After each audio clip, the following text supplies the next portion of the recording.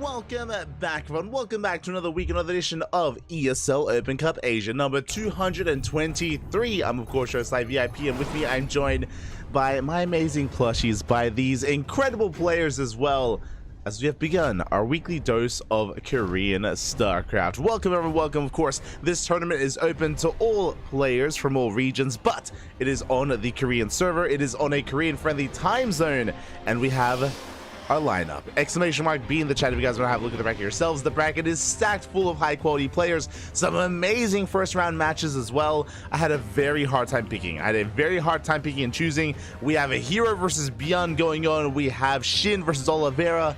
And we have this series right here, which I could not pass up. Spawning in the top left-hand corner of Golden Aura, we have our South Korean Protoss player, the Blue Protoss, representing Club NV. It is Creator.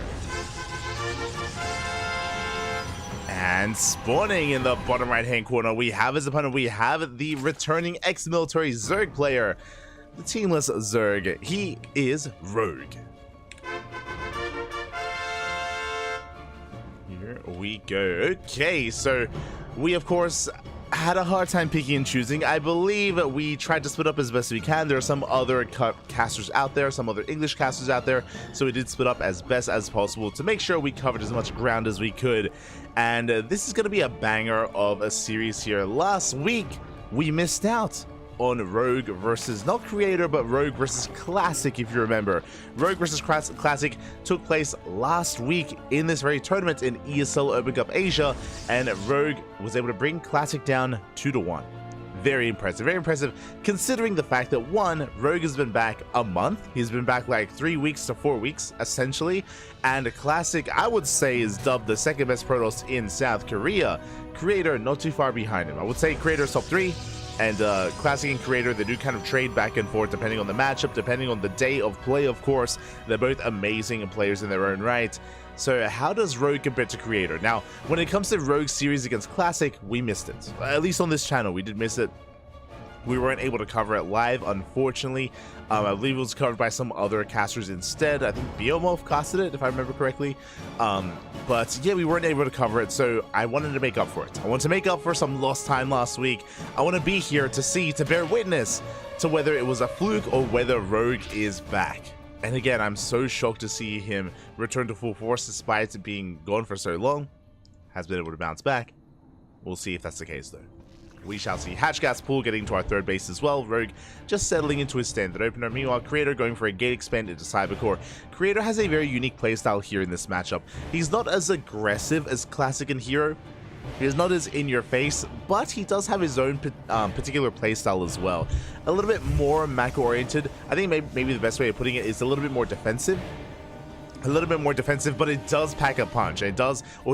Creator can hit some very strong 3-base timings, and of course take up quite quickly, quite heavily into a more ideal late game composition as well. We'll see what we do come out with, though.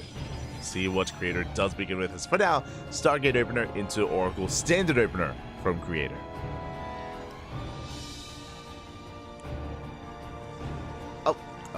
My apologies. Looks like our command is still yet to be updated, so we will be on that. Beautiful. So here we go. Our oracles are moving out across the map. Meanwhile, Rogue back at home, he's settling into his bases. We're spreading out our queens throughout our bases as well. 2 queens to the main base. We are in position. We zone away that oracle without too much issue. Likewise, we have 2 queens here at the third. The natural is a little bit more exposed, but again, no saturation at that natural base yet. So Rogue is able to deflect the oracles for the time being. Likewise, though, Creator doesn't take any hull damage, and now this first oracle turns into 2, as the second oracle has now arrived, and we can apply that much more pressure across the map. You see that Rogue was trying to delay that third base or wreak a little bit of havoc, but Creator was in position with adepts, with oracles. We are safe and sound. We should be able to get this third base without too much issue, as we are, of course, loading into Golden Aura. Rush distance by ground on this map is actually quite short rush distance by ground, so you can actually snowball out of control quite quickly here. If a fight goes wrong, if a fight goes awry, then it could all be over then and there. Overlord goes down, Lings, they do rotate around. Instead, they head towards the natural base, but Creator does have a full wall off. He does have his adept in position. And we are safe and sound. Additional depths are going to be on the way. Behind this, we're transitioning into +1, and a Twilight Council should be Blink and +1, or Charge, also viable. I'm leaning along the side of Blink, but we shall see. So here we go. We do see Creator pushing towards the south. Going to be able to clear up quite a bit of creep here. Going to deny the creep spread as best we can. The final tumor is going to be going down. Queen is able to force back the army. Lingzhe once again did check the third base just to make sure that it was getting up and running and to pick up any stray units if at all possible. And there it is. We have our tech. It is in fact going to be +1 in Blink. We have a bit of a gateway explosion, so far 4 gates on the way. And the Oracles, they head into the main base. They go for the high energy Queen. Oh, the Queen, it's so close to going down. Looks like we will get it. Very nice pickup. Again, if we had gone for the other Queen, we would have transfused, but alas, going and taking out the high energy Queen was a big pickup there for Creator. Does take a bit of hull damage on his Oracles, but they're still quite healthy. And we do throw down additional gateways. Okay, so it's going to be 5 gates in total. I imagine we're going to be going up to 6. We have the Robo on the way for Robotech. We work towards Colossus production. Ooh, big stasis here in the natural. Oh my god. Late reaction from Rogue. Big slip up there from our Zerg player, and with that, Creator is able to take a pretty substantial economic lead here. That's almost the entire mineral line caught out before we can resume mining. Meanwhile, Roach Warren is done, but we are still throwing down a Hydrogen. Interesting. Rogue working towards a bit of a longer game. Not going to be maxing out on Lingbane Roach Ravager, but he's working towards Hydras and potentially Lurkers thereafter. Is on the horizon. Meanwhile, here we go. We are pushing forward. Blink isn't done, but we have these 2 Oracles to support this army. It does mean that these Stalkers are safe against the Lynx around. Speaking of Lynx, they are going to be coming in. Blink is 10 seconds off. Would you pull back? And Creator is safe and sound at the same time. Do have a big Link counterattack. We're going for the cancel on the 4th. It's close. We do force it. Whew. That was a clutch cancel there from Creator. Very nicely done by Rogue. Does cancel the base. Stalkers are pushing in. Lings, they come in for this round, but Blink is done. And we do avoid this round. Stasis Trap goes off as well. And Creator, he's trading well. At the same time, it ups a shade in towards that mineral line. They get 5 drone kills. Very nice target firing. 5 drones get picked up. Creator maintaining his economic lead. He's ahead in workers, which should not be happening here in this matchup. Rogue, he has some catching up to do. As we clean up more Lings. Speaking of, Rogue once again going for a big counterattack, but we have an Oracle in position. We will defend. Meanwhile, now that Blink is done, we are taking up even further. The Bay has completed. We're getting into Disruptor production. Second Robo is done for double Disruptors, and then Colossus production thereafter. We also have Charge on the way as well. Creator, he's just taking up towards a longer game. He's been harassing and pressuring with these Stalkers, but he's never been intending to commit. Alas, he's still working on his more robust army. As he does come across a base. Rogue, he's out of position. The base getting quite low here. Leaves to be forcing back the army at the same time. Hydras are moving across the map. Would you force the recall? Yeah, we recall just in time. Hydras have arrived, but alas, they're lacking their upgrades. They have range but not speed. And here comes the Nova. Disruptor is revealed. We're holding on for now. Creator, he's not wasting it. Nova goes up. Zoning back the army, just buying time for the rest of his Stalkers to rotate around. Overcharge is popped, and Creator, he should be able to hold on without too much issue. Good force fields. Would you just choke up that army? And Creator, he is looking perfectly fine here. We do see Rogue trying to force the issue, but alas, he bleeds out a little bit too much. Looking at the trades, that was 12 Roaches and 2 Hydras going down. And we were able to pick off 2 Stalkers. Look at the efficiency here from Creator. Barely losing anything. Now, thankfully, Rogue retains most of his Hydras, and now it's going for a Lurker Den. So, Lurker Tech is going to be on the way here for Rogue. Hive as well, so we're getting in towards Hydra Lurker Viper. But we're still getting there. We need a little bit more time, and bleeding out all those Roaches does leave us vulnerable, as Creator is now going for a counterattack. Behind this, more Colossi, more Disruptors on the way. Bearing in mind that Creator, he's only pushing with the Stalkers, he's keeping his high-tech units back at home. Only applying some pressure here. Distracting the army. Prism gets into the main base, but Rogue, he's in position. Impressive. Rogue is able to keep up. He does swat away that Prism. At the same time, does engage with the main army. But remember, both players are taking up from here. As the defense, as the attack is going on, Lurkers are on the way. Disruptors are on the way. Colossi as well. No Skytoss here out of Creator, not yet.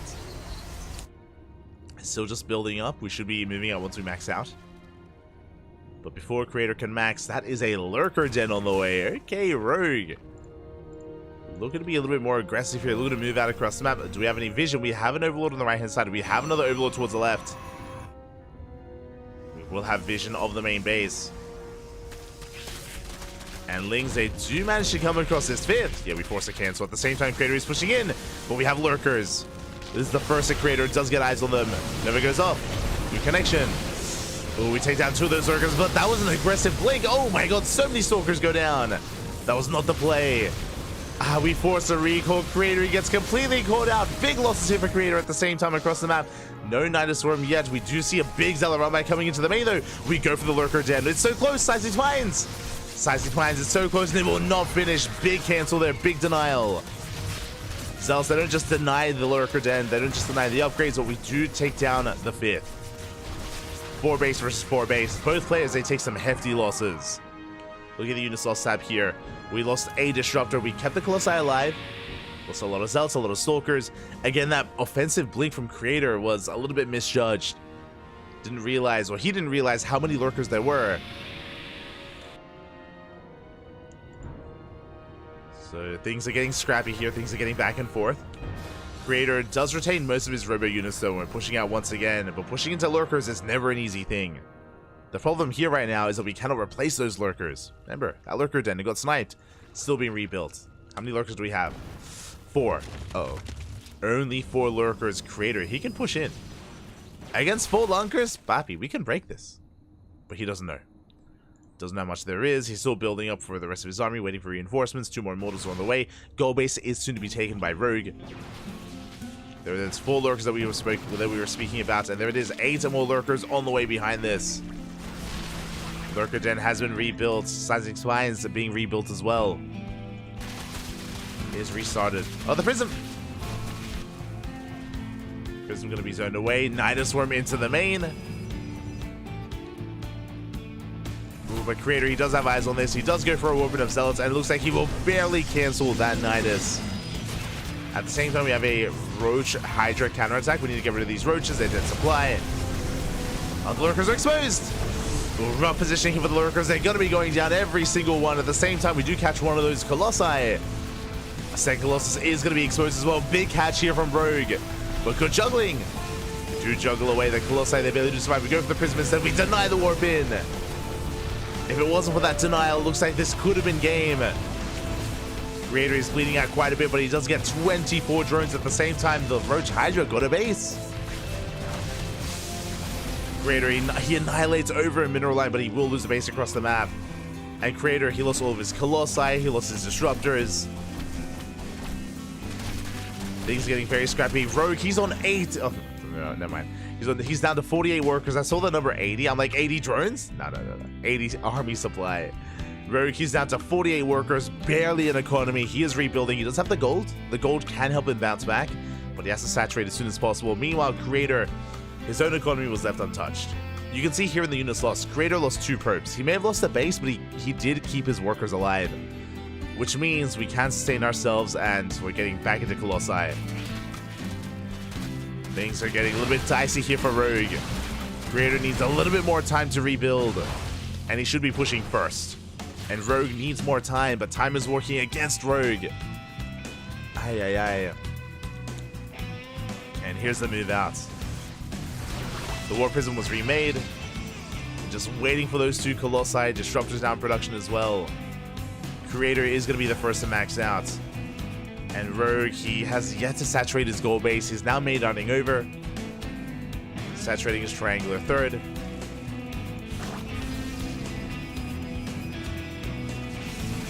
And Creator is pushing. He is pushing out. Lurkers, they try to get in position. Decent positioning here for the army. Ooh, Observer gets sniped. No Observer, no detection. Without it, we hold. At the same time, Lurker counterattack here towards the top right. We do deny the base. Creator, he gives up on the base itself. He's going for an all-in. He's just pushing. Where's the detection? Uh-oh. The Observers are on the way. They're making the way over. Never going to be going up. Next with one lurker. Top right did go down. Observer has arrived to take down one of those lurkers, to take down the second lurker as well. Yeah, lurkers are getting, they're getting shut down one after the other. They're getting picked off. Creator, he's having a hard time engaging, but once again the lurkers are exposed. Ooh, big connection on the roaches. Big Nova does connect. We just rotate around. The base is exposed. We're going to be able to shut down the hatchery. And Rogue, how many lurkers do we have left? We are down to 6. Full ball on the way. 10 in total. 10 lurkers. Nova doesn't connect. Disruptor. Ooh, does not go down. Clutch pick up there out of Creator. Does pick up. Does save it.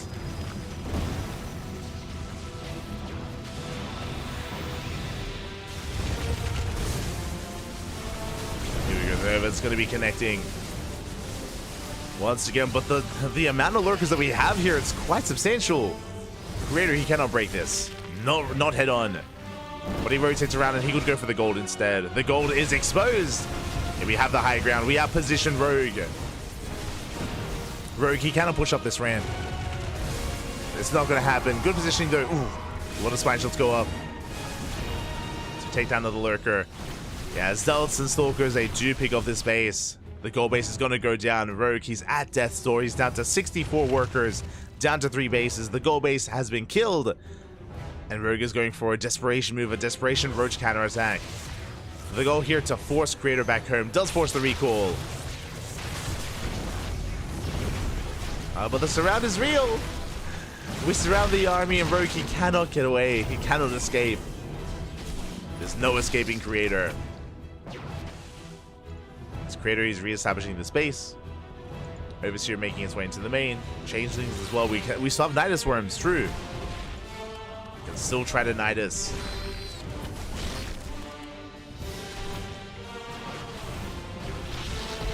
That's Creator. He picks up the last remaining roaches there. And we do have a hefty lurker count, but as we can see, lurkers on their own is not good enough. Now there are Vipers on the way, but it's too little too late. Vipers, they were required, they were necessary earlier. At this point though, the loss of Rogue is becoming too much. Ooh, big spine shots going off. We do peel off a couple of roaches. We do harass. 6 probes go down. But these roaches are going to be cleaned up.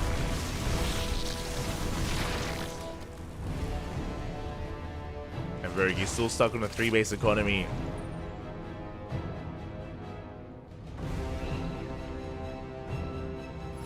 Nidus across the map. Creator, he does have units in position. Nidus is not going to finish. Here come those Novas. Ooh, quick on Burrow out of Rogue. We do have that token Swarm Host. You'd love to see it. That's how you know Rogue is back. The token Swarm Host, just like the old days. Or just like current days. Let's go. We don't need this, but we have 2 Stargates on the way. A Fleet Beacon. We're getting ready for Sky Toss. Sky Toss is on the horizon. Rogue, he is re-establishing his 4th. The Vipers have arrived. Rogue, can we bounce back? He's been somehow holding on. Stalkers, they do get trapped. Ooh, they do force out that blink. But a good catch here from Rogue as he's going for a big counterattack. At the same time, the Nidus Swarm across the map. It looks like it will barely finish, but nothing's inside. And lurkers, they hit across the map. They're in the other Nidus.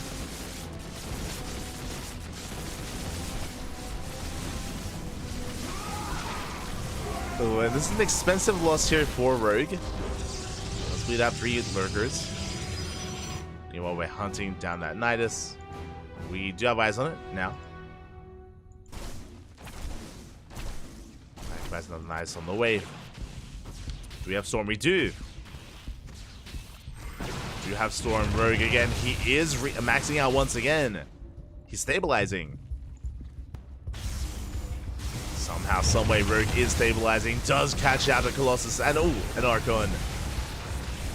Let's pick up there from Rogue. Good micros. He barely. Oh god, barely does save the Colossus. It's so low though. It's so low.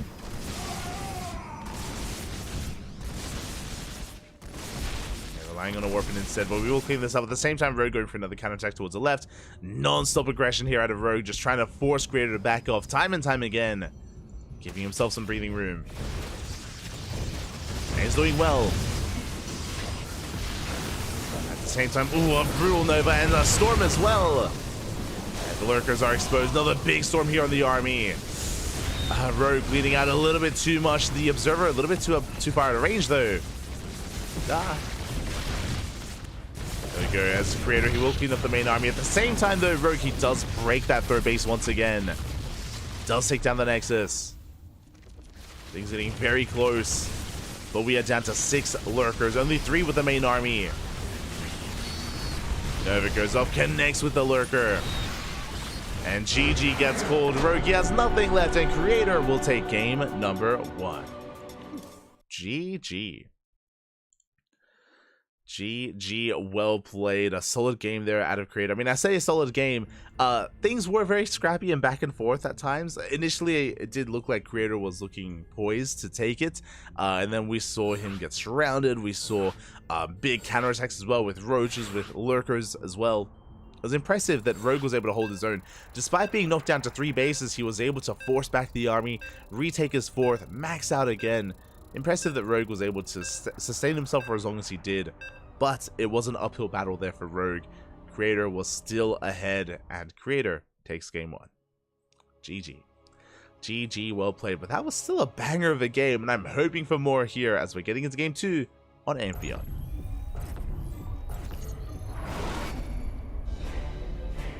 And spawning in the top left-hand corner of Amphion, we have the South Korean Protoss player, the Blue Protoss, representing Club NV, leading the series 1-0. It is Creator. And spawning in the bottom left-hand corner, we have as opponent, we have the South Korean Zerg player, the returning ex-military Zerg. It is Rogue. And again, Rogue didn't look too bad at all in that game. It's so impressive to see Rogue bounce back as hard as he has. He's still very competitive amongst the best players in Korea and in the world. But he's still not quite at the level that he once was. Still, when he's in these series, I want to favor his opponents, whether they're classic, hero, creator. Rogue, he still has something to prove. Rogue, he still has to reclaim his place in the Korean scene. And we'll see if he can. We'll see when he can.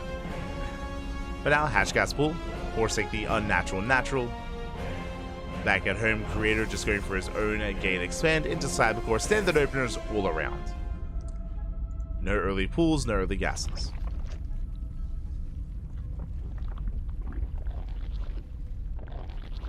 Being early here, as we are going to be settling on in. Again, the map itself is Amphion. It's an interesting map. You can, of course, mine through minerals. You can break through some rocks and likewise wreak havoc across the map, or get across the map a lot faster, even expand in these locations. I could see that being the case for Creator, but we'll see. Just because this base is very secure, it does allow you to expand here towards the hybrid base as well.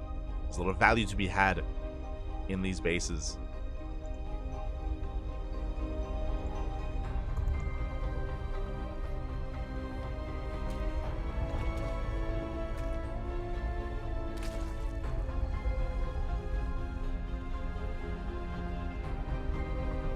And here we go. For now, nothing too crazy. We're just going to be joining on up, saturating our bases. Soon we're going to be picking our tech of choice. We do cancel warp gates, and this should be leading into a Stargate opener. No big surprise. It should be a Stargate based opener from Creator, as he's just being an annoyance here across the map, trying to delay that third base. Probe goes down, and oh my apologies, I assumed it was going to be a Stargate, but no, instead it is going to be a Twilight Council in the main. Bold move here by Creator. Bold move. Okay, so it is going to be a Twilight Council from our Blue Protoss player. From here, we can go into a Dark Shrine. We can go into Glaive of Depths. We'll keep an eye on the gases. For now, we've kept 3 and 3. If we pull out a gas, then it should be Glaives. If we don't, it should be a Dark Shrine. And for now, I'm leaning towards the Dark Shrine. We have yet to pull out. I spoke too soon. There it is. We have pulled out, and Glaives is going to be on the horizon instead for Creator. Let's go. 2 and 2. Across the map, we're still just happily droning on up, still just saturating our bases, yet to confirm the tech of our opponent. We do have the Overlord outside the natural, poised to go in. There's that Glaze that we spoke about. We can see Creator patrolling, looking for that Overlord, trying to make sure the scout is denied. But Rogue should piece together that it's not a Stargate opener. The longer this goes on, again, should be aware that there is no Oracle, there's no aggression, there is no Stargate. Lings, they get across the map. And we should soon be seeing a safety Rotoran. Soon. Meanwhile, we do have a Creator, just going to be getting into his Gateway Explosion. It's going to be 4 Gate Blink Stalker, 4 Gate Glaive Adepts. 4 Gate Glaives from Creator.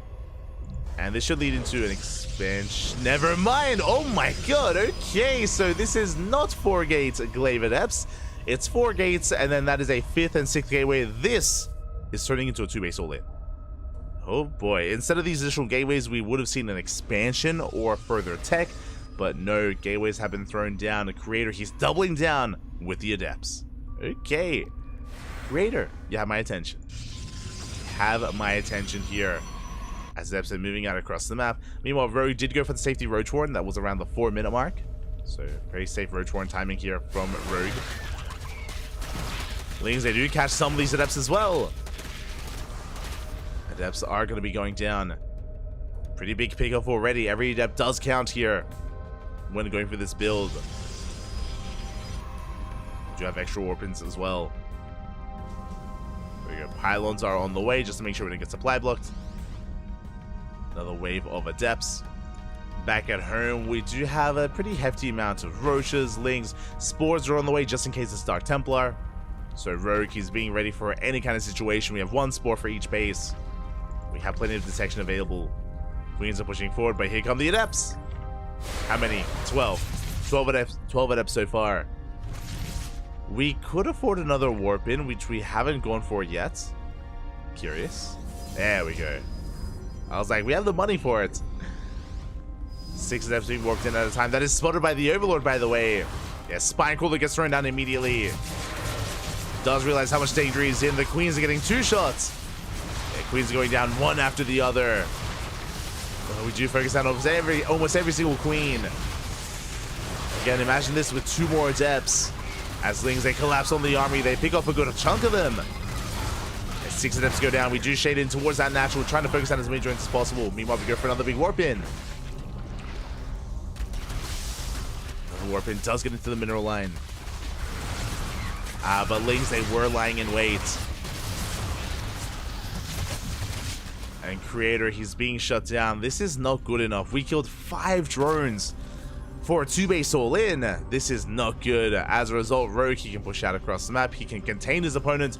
You can see that Creator is trying to mine through these mineral patches to expand. Remember, this base here is so safe. You have to knock through rocks or mine through your own mineral patches to actually get to this location. So this base is pretty safe and secure. But I spoke too soon. Rogue, he's going for it. He wants to make sure that Creator is stuck on 2 bases. We have a Dark Shrine on the way. Immortal production as well. When behind Dark Shrine.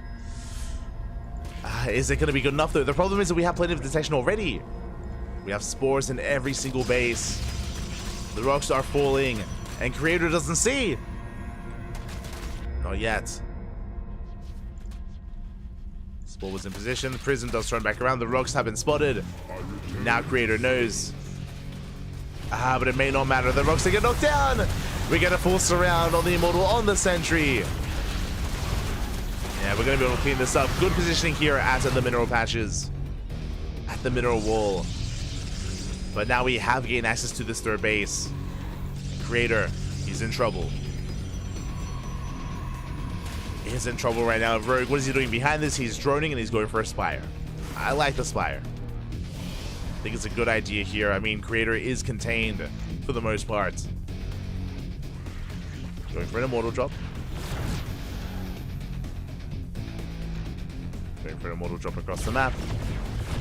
Clearing up some creep. Forcing back the Lings. Buying some time.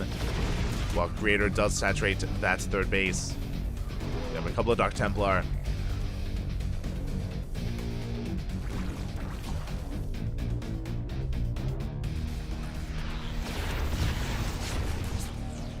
We have a couple of good dash tempo. We're not going to be harassing. We have an Archon on the way. Makes sense. I mean, again, because there's so much detection already, those DTs will not get much done. We get a full scouts. We confirm the Dark Shrine. Confirm the tech. The Spire is almost done. And looking at the vision of Creator, he has yet to scout. He hasn't seen anything. Has not good eyes in that natural. I spoke too soon. Hallucination comes in. Big scout for Creator. He sees. He knows.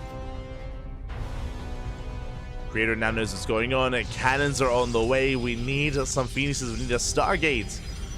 Unfortunately, no Stargate, no Blink. Because of the Twilight Council opener, we are woefully underprepared. Stargate just now starts. And Creator, he runs back home. He's forced to back off. He at least has Archons to defend his third. Over here at the right-hand side, he's got a sentry. He's got some cannons. Now, Rogue knows he got scouted. He knows that he's gotten scouted already. So he's going to be that much more attentive to his army.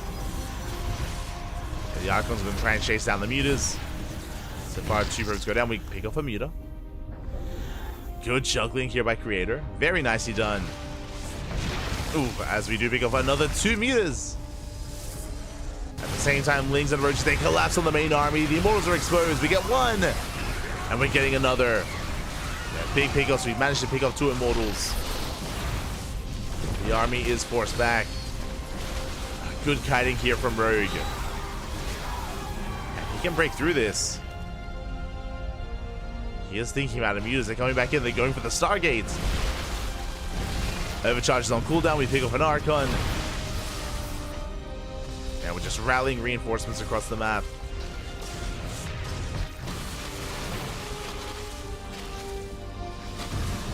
Getting another Archon. And we're down to a single Immortal. We focus it down as well. Good pick off there by Rogue. And Rogue is snowballing out of control. He's almost maxed out. Again, it's so difficult to recover from a failed 2-base all-in. Even Creator can't pull it off. He almost did, but Rogue was so quick to check that 3rd base, knock down those rocks. GG gets called. And Rogue ties up the series 1-1. GG. GG, well played. And again, when you go for a 6k Glaive build like that, getting 4 drones is not good enough. He needs to get more done. Rogue was ahead after that initial failed push. And from there, Creator was struggling to establish his 3rd base, so it took him a lot longer to establish his 3rd to tech up. Rogue was able to freely drone up himself. And the mutas didn't really get too much done, to be fair, but they did keep Creator busy, and we were able to just pave the way for our eventual Roach push. And with that, we're tied up 1-1. Rogue proving, Papi, you can't just 2-base all in me, okay? It's not gonna happen. It's not gonna happen. It's not gonna work out. You have to take me seriously here. And it all comes down to game 3 to Oceanborn. Again, I can't remember the last time I saw Creator go for a 6-8 Glaive Adept 2-base all in like that. So I was very shocked to see it, very surprised. I'm sure that Creator was hoping to catch Rogue off guard with that, but alas, did not come to pass. And here we go. We're getting into game number 3, the ace match, and spawning in the bottom right hand corner of Oceanborn, we have the South Korean Protoss player, the blue Protoss representing Club NV. It is Creator.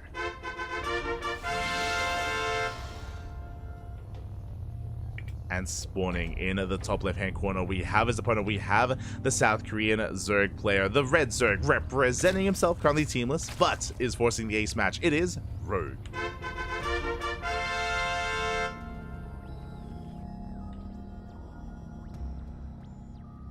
Creator moving out, forcing the unnatural natural, just scouting his opponent, and we should be easing our way into Oceanborn. Now, when it comes to this map, we have seen a lot of all-ins here on this map, a lot of Roach Queen-based all-ins off of 3 bases, or even less than 3 bases from the side of the Zerg player.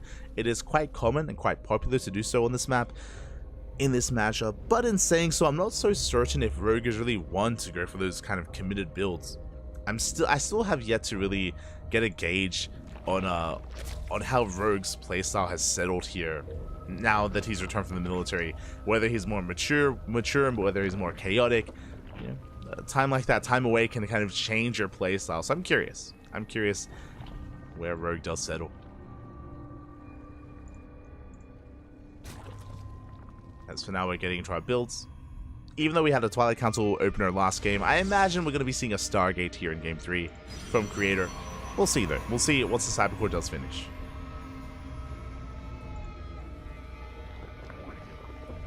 We shall see. As the game is going to be settling down, we are just going to be saturating. Likewise, when it comes to like some Protoss aggression that we could be seeing on this map as well, we have seen ourselves some 3-base play here, whether we go into double river production into Colossi, whether we go for an 8-gate blink all-in as well off of 3 bases. It's been a good month since we've seen that. I think Classic was the last player that I saw do that as of recent times. Was once a lot more popular. So we'll see. As Cybercore is done, Warp Gate is revealed here to Rogue. Interesting. Pylon is starting a little bit further back. Are we going for another Twilight Council opener? Greater. We are. Let's go. We do not cancel Warp Gate. We did rush into it. That was revealed to Rogue, to the Overlord, and he also saw that it has yet to be cancelled. So we know it's not a Stargate.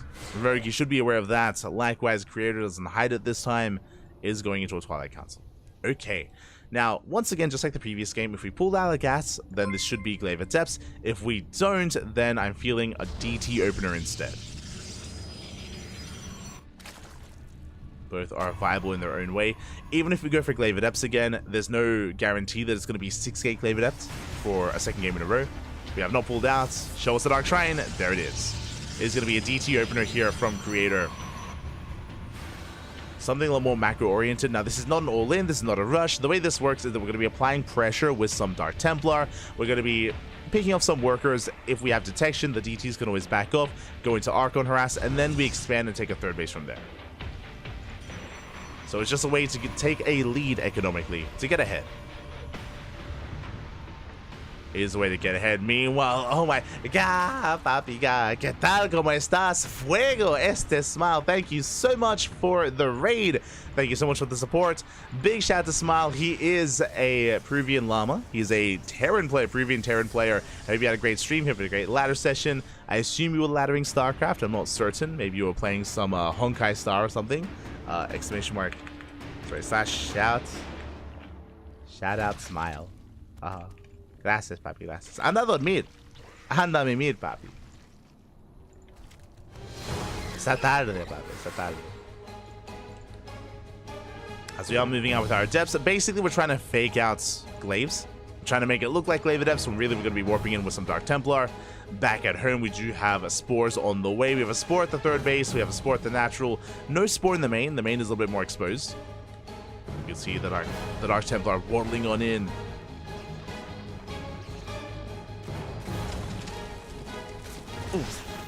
It's going to waddle it in, but it's going to get picked up. They get the hell out of there. Again, detection is available. DT doesn't do any damage. And from here, we back off. We go for another warp in, and we should be going for some Archon Harass. As Creator takes the 3rd. Interesting. Now, because Creator did warp in additional Adepts, it does delay his DT production, as they are going to be surrounded. But barely are kept alive. But again, Creator is working towards the mid-game. These Archons, the potency here of the Archons isn't just that they can harass the mineral line, but they can also go for Queens, they can go for Overlords. Speaking of, dancing with the Queens, forcing a transfuse. Oh, we do get the Queen! Very nicely done here. Good pick-off by Creator. And that's going to be what we're looking for. Queen pick-offs, drones, lings, Overlords, whatever we can get our hands on. We do come across another Overlord.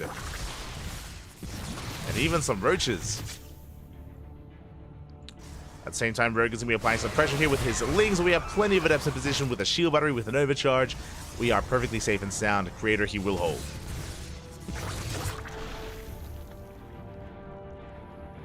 Creator will hold. Behind this, we are getting to our base. It's our robotics bay. That's going to be for Colossus production. This should be leading to a 2nd Robo. We have Blink on the way as well, +1. Blink Soldiers and Colossi, a solid mid-game composition for Creator. Meanwhile, as Creator is getting ready for his tech, so is Rogue, as we throw down a Hydra Den.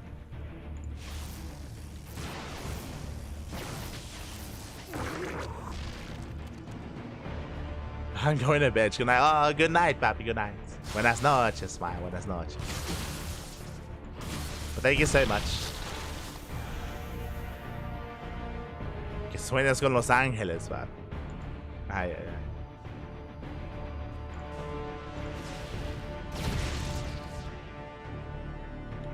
As Creator is going to be applying some pressure here, is going to be pushing with what little he has. Bearing in mind, there's still a Gateway Explosion and still Colossi on the way behind this. This is not a big committed push here by Creator. He's just, you know, gaining map control, applying some pressure, posturing more than anything, and ideally forcing out an overreaction from Rogue. Meanwhile, Rogue, he hasn't been droning up too heavily. He droned up to 3 bases, which is 66. We can see here 65 drones. Now we're making an extra wave to saturate the 4th. Hallucinations come in, and we don't get eyes on the infestation pit, but we see everything else. I believe the Hydroden was spotted. Let me just double check. Yeah, we did spot the Hydroden. We're aware. We are aware. Now, we saw that Rogue was almost able to get out of control with his lurkers in game 1. I imagine that's where he wants to go here in game number 3. Into Hydra Lurker Viper. There it is. Hive is on the way. Lurker Den is on the way. Very similar to game number 1. It's quite similar. Rogue is going to be pushing. Hallucinations coming in once again. And our goal here is to get eyes on that Hive. Up. As we are not quite able to make it in. So Creator's a little bit in the dark as to the timing of these upgrades and the timing of the tech. Remember, he did miss the infestation bit earlier. So he doesn't know when exactly Lurkers are going to come online.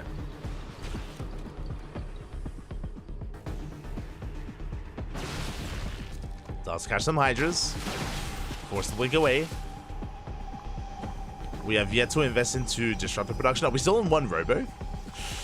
Ooh, that is concerning. Only a single Robo producing here for Creator. We're still trying to get our 4th base. But Rogue is in position, and Rogue is forcing a cancel. A big cancel on the 4th. Creator stuck here on this 3-base setup. That's not good enough. He's got a lot of Archons, but again, because of the low economy, because of the lack of 4th, that does mean that we don't have a 2nd Robo. That's eating into our overall army here. Disruptors, Immortals, Colossi. That's all we're going to have to rely on here against these Lurkers. And the Lurkers, they're coming. You can see Creator expand in the center. Taking center right. Much more exposed base, to be honest. It is a lot more wide open. We'll see if Creator can hold on to it.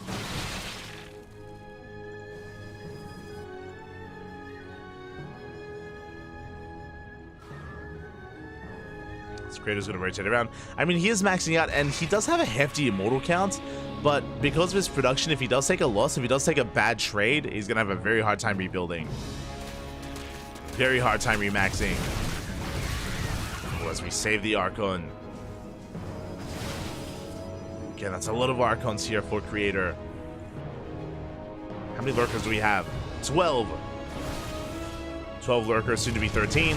Lurkers are ready. They do have range. Do have seismic talents, and here we go. We're pushing in. Creator trying to force the issue until he collapses off the Lurkers. They need support. They need a little bit more to buffer. Archons, they're going down. Oh my god, every single Archon falls.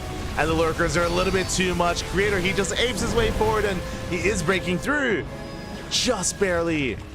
It cost him every single Archon though. 3 Immortals barely survive. But you can see Creator plummet in supply.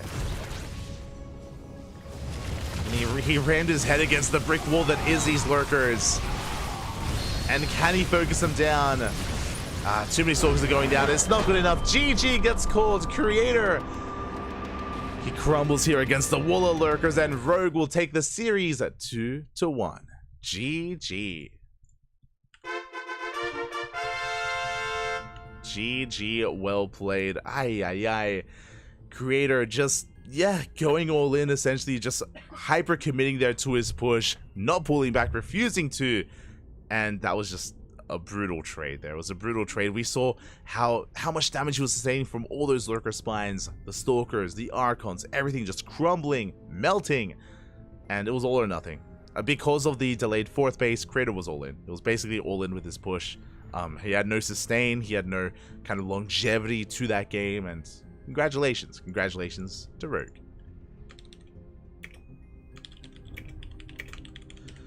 Very impressive stuff there out of Rogue. What I will say is that it was the two games where Rogue was, where Creator was a little bit more aggressive and all-in, where he did struggle and fail against Rogue. It was the game 1 where he was a lot more mid to late game oriented, a lot more macro focused, where he was able to excel. So yeah, maybe a little bit too trigger happy there from Creator, as we are getting ready for our next game, as we're getting ready for our next series. Exclamation mark B in the chat if you guys want to have a look at the back yourselves. Let us switch our scenes over and try to catch up on what has been going on.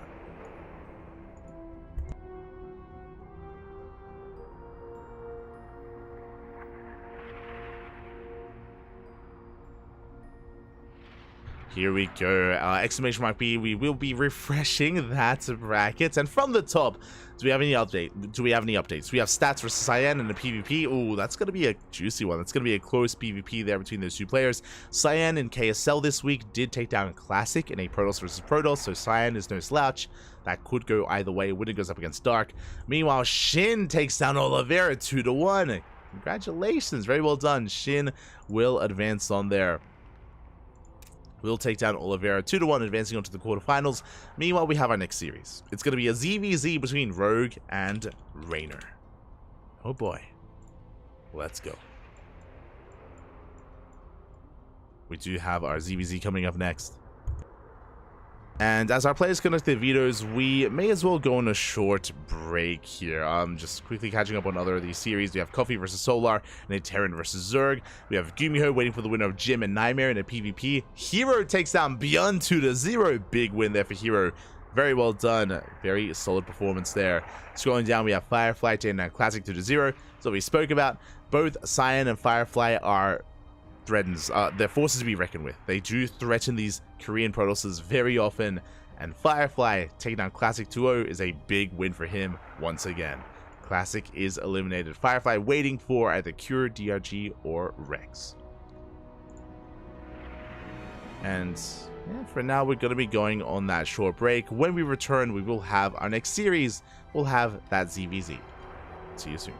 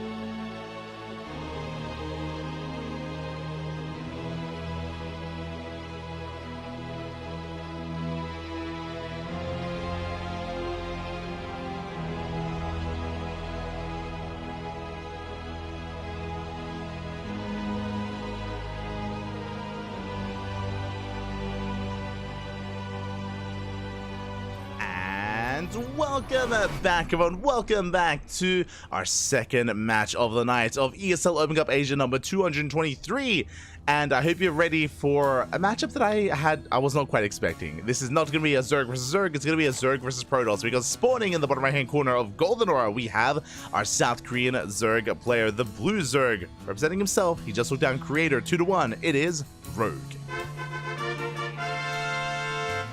And spawning in the top left-hand corner, we have his opponent. We have the Italian Protoss player, usually a Zerg player, but here rolling as Protoss, representing Team Basilisk. It is Rainer. Here we go. Now, if you are maybe tuning in, you're wondering what the hell's going on, or maybe if you haven't watched Rainer as of late these past couple of years, more often than not in competitive play, Rainer, if he's allowed to, he will play Protoss instead of Zerg. He does not enjoy the mirror matchup ZVZ and will often avoid it if at all possible. In major premier events, we've seen Rainer play Protoss against Solar, against Dark, against Cyril, against anyone, against everyone. Against all Zerg players out there. He doesn't just do this against or in online weekly, so don't misinterpret it. Don't misunderstand this. Don't think like, oh, Rainer, he's like just having fun. No, even in big premier tournaments, he does off-race his Protoss. The reason for this is he doesn't enjoy the dynamic of ZVZ. ZVZ is very cutthroat. I mean, most mirror matches are. One mistake and it can all be over. There's a lot of mind games and it can be very chaotic, especially against Korean Zerg players. Rainer's been struggling. We did cast Rainer versus Dark last week, and well, I think it was 2 weeks ago, and Rainer had a hard time in the semifinals of ESL Open Cup Asia. So whenever Rainer can, he will avoid the ZVZ matchup, and we are going to be embracing Protoss instead. Here we go.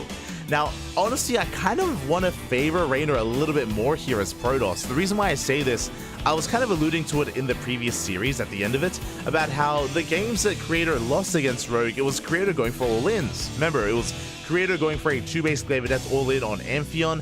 Likewise, on Oceanborn, Creator went for a 3-base all-in off of 66 probes, against Rogue as well. Like, there were two different forms of all-in, one on 2-base, one on 3-base, and that did struggle, and Rogue was able to survive and defend both of them quite well as well when it came to his lurker timing, his lurker setup. But Rainer, when he plays PvZ, Papi, Rainer, one thing that he understands more than anyone is the power of Skytoss. Not saying that he's going to be rushing into Skytoss, but he is more than happy to embrace late game PvZ. He does enjoy it quite a bit from the Protoss side of things when it comes to controlling Skytoss death ball of an army. So if he can get there, he will. He's not afraid to do so at all. But getting there though is kind of the big question here, as Rainer more often than not does enjoy playing with Blink Stalkers, like +1 Blink into like 6 to 8 gateways. We'll see. We shall see. As we do see Rainer setting up for his expansion, it's going to be a Stargate opener. It's going to be Oracle first, Oracle into a third. Meanwhile, Rogue back at home, going to be droning up freely, going to be droning up happily. Getting into 3-base saturation. It's going to be on Rogue to defend against said Oracles. Lings are moving out. They get eyes on the would-be third. They won't be able to stop it. Third base is thrown down. And you can see Rainer, even with his first Oracle, is going to be staying back at home a little bit longer just to make sure it's safe and sound. Rogue is dipping back in, but only 4 Lings. We can't really threaten this base. Can't really do much here, and Rogue has to back off.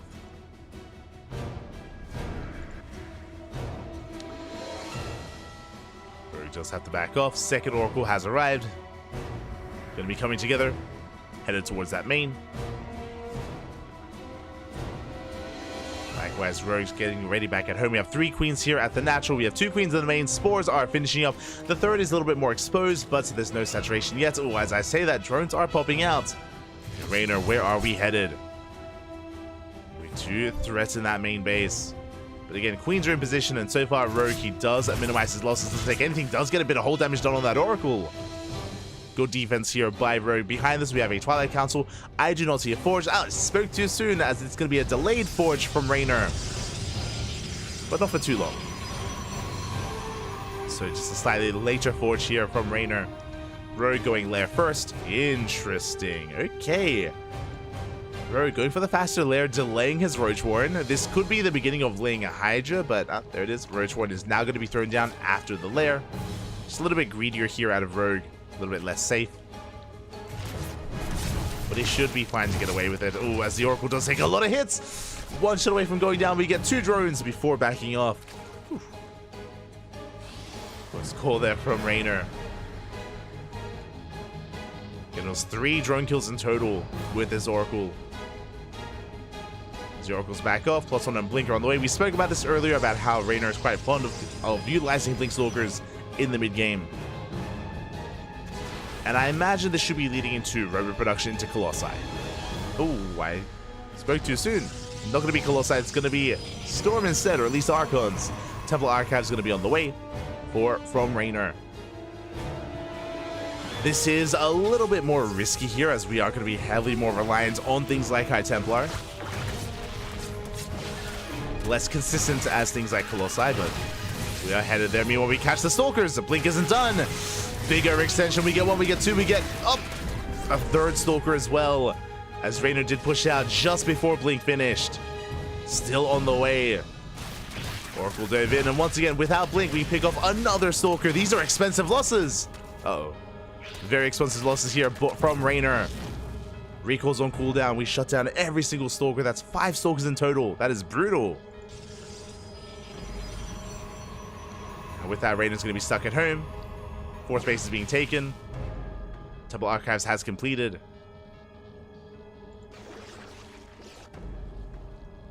And there it is. Storm is being chronoed as we speak. That's going to be the splash damage that we rely on. Now, Storm is going to work quite well against the unit composition that Rogue is working with. If you remember earlier with the faster lair, I assumed it was going to be Ling Bane Hydra. We threw down the Roach Warren just for safety, but really we should be focusing on Hydra production. We have a couple of Roaches on the way just to buffer, just to support. But this does go along the lines of what we've been seeing from Rogue here today against Creator. With Rogue, he more often than not does work towards Hive Tech and Lurker Tech more than anything. He's not one to max out on Ling Bane Roach Ravager. That's just not something that we've seen from Rogue at all so far in his time returning from the military. His Hydra upgrades are on the way. There's the infestation bit. That's going to be for the Hive. That'll be for Hive Tech and Lurkers eventually. Rogue is moving out.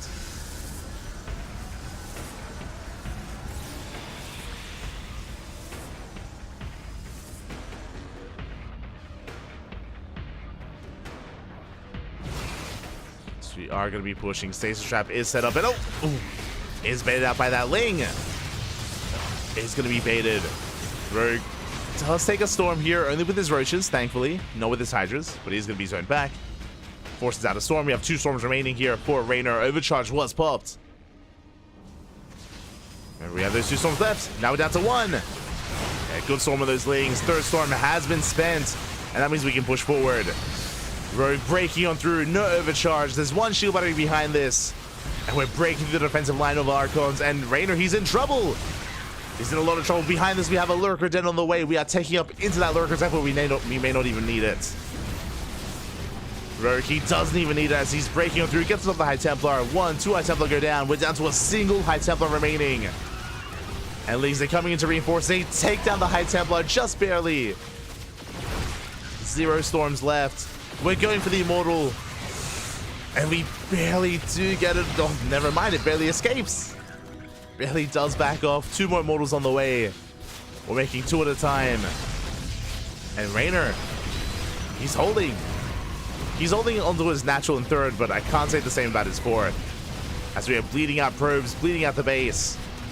The Nexus should fall. Yeah, we're just buying time. Dancing with the army, and that's going to be a kill on the 4th base. It does go down.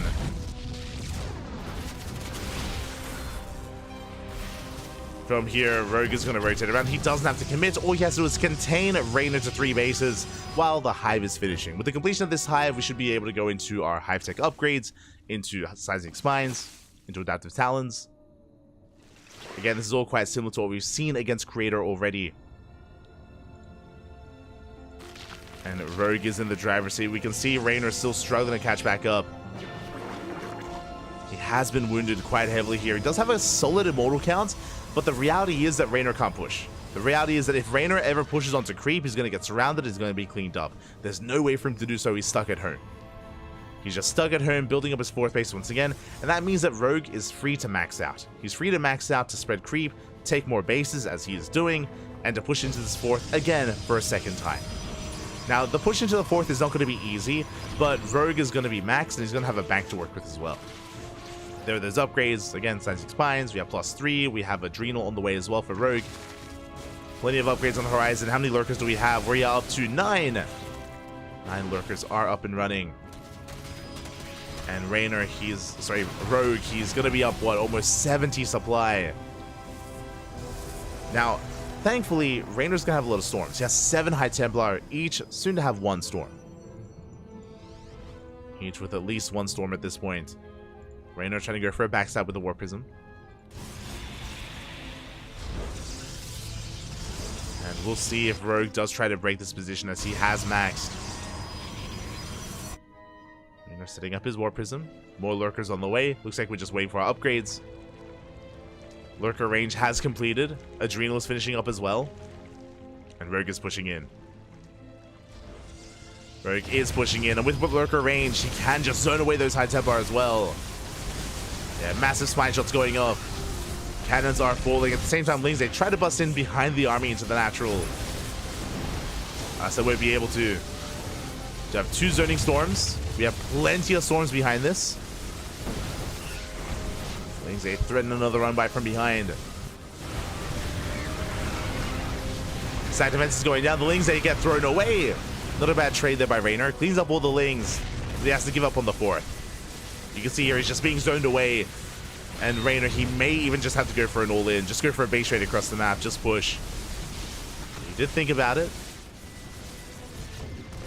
As he's holding his ground, expanding here towards the left-hand side. A very wide open base here on the low ground. We'll see if he can get away with it. As lurkers are pushing in. And they clear out the pylon. Take down the pylon, lurkers leapfrogging forward.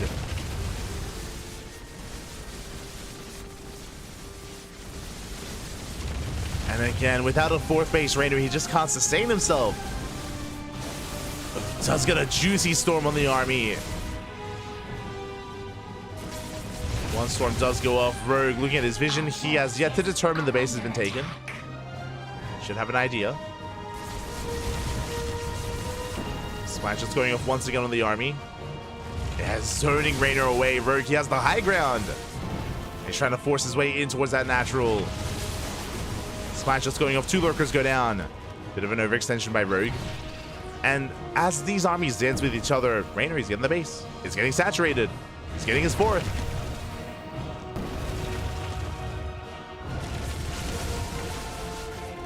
He's getting his 4th. Ooh, once again, another storm does go up. Good connections here. The lurkers, they're getting low. 2 lurkers go down from the storm. 3 lurkers go down. Yeah, we're just taking the storms to the face. Despite having adapted talents, Rogue, he's not pulling back. But we have 14 more lurkers in production. Oh my god. That's a lot of lunkers. Rogue, he's just trying to brute force his way in. Like, again, there's no finesse here. There's no, like, counter micro, like, unburrowing and pulling back or anything like that. We're just forcing our way forward. More lurkers have arrived. We take the storms to the face, but we're running out of storms. That's it. No more High Templar. No more storms. We're trying to push in. We get us around. And can we break through? And despite the high lurker count, it looks like Raynor, he will clean this up. We're down to 3 lurkers. We're down to 2. We're down to 0. Raynor cleans this up, but at what cost? Remember, Rogue has the better economy. He has the bank to work with. Rogue is remaxing. And this trade, this engagement, costs Raynor every single High Templar, which means as Rogue is remaxing with Ling Hydra, there's no storm. There are 0 storms left. Oh, High Templar were just morphed in. They need time. High Templar, they need time. They don't have any storms available, and they're going down one after the other. There's 1 High Templar remaining, and we just go straight for the 4th base. The Remax does catch Raynor with his pants down. Again, without storms, we cannot contest against this. The base will fall. We clean up every single probe. And once again, we contain Raynor to 3 bases. You can see him recognizing that he needs those High Templar. He needs that storm energy. but he's just perpetually contained and stuck here. GG gets called, the writing is on the wall, and Rogue takes game number 1. GG. GG, well played. And a big shout out to Sort of in the chat. Ga, papi, ga. Thank you so much for the raid. Thank you so much for the support of 69 viewers. Oh my, 69, papi. Thank you. Hope you had a great stream. Hope you had a great ladder session. Welcome everyone from Sort of Stream. Hope you all had a great time there. And if you are tuning in now, we are in our second series of the tournament of ESL Open Cup Asia. This is a weekly open tournament. A weekly open tournament here at all people of the world. It is of course favored towards Koreans when it comes to the time zone, the time slot. Time slot is more Korean favored, and of course it's played out on the Korean server as well. There is a variation of this for every region. We have ESL Open Cup Asia, ESL Open Cup Americas, and ESL Open Cup Europe as well. And yeah, we're fortunate enough to have Rainer competing here as well, as Rainer is currently residing in Korea. He does plan to compete in GSL in the upcoming season. And he is on the Korean arc. He's on that kind of he's in the middle of that training montage, building up and getting ready for the next season of GSL. And he's still building up. He's still looking to improve. And here we go. We're getting ready for game number 2. It's going to be on Dynasty. And okay, Rainer, upon taking the loss in game number 1, he's going to be pivoting away from Protoss. And now we do have a mirror matchup. Now we have a ZVZ. Here we go. Here we go. We're getting into that Zerg versus Zerg.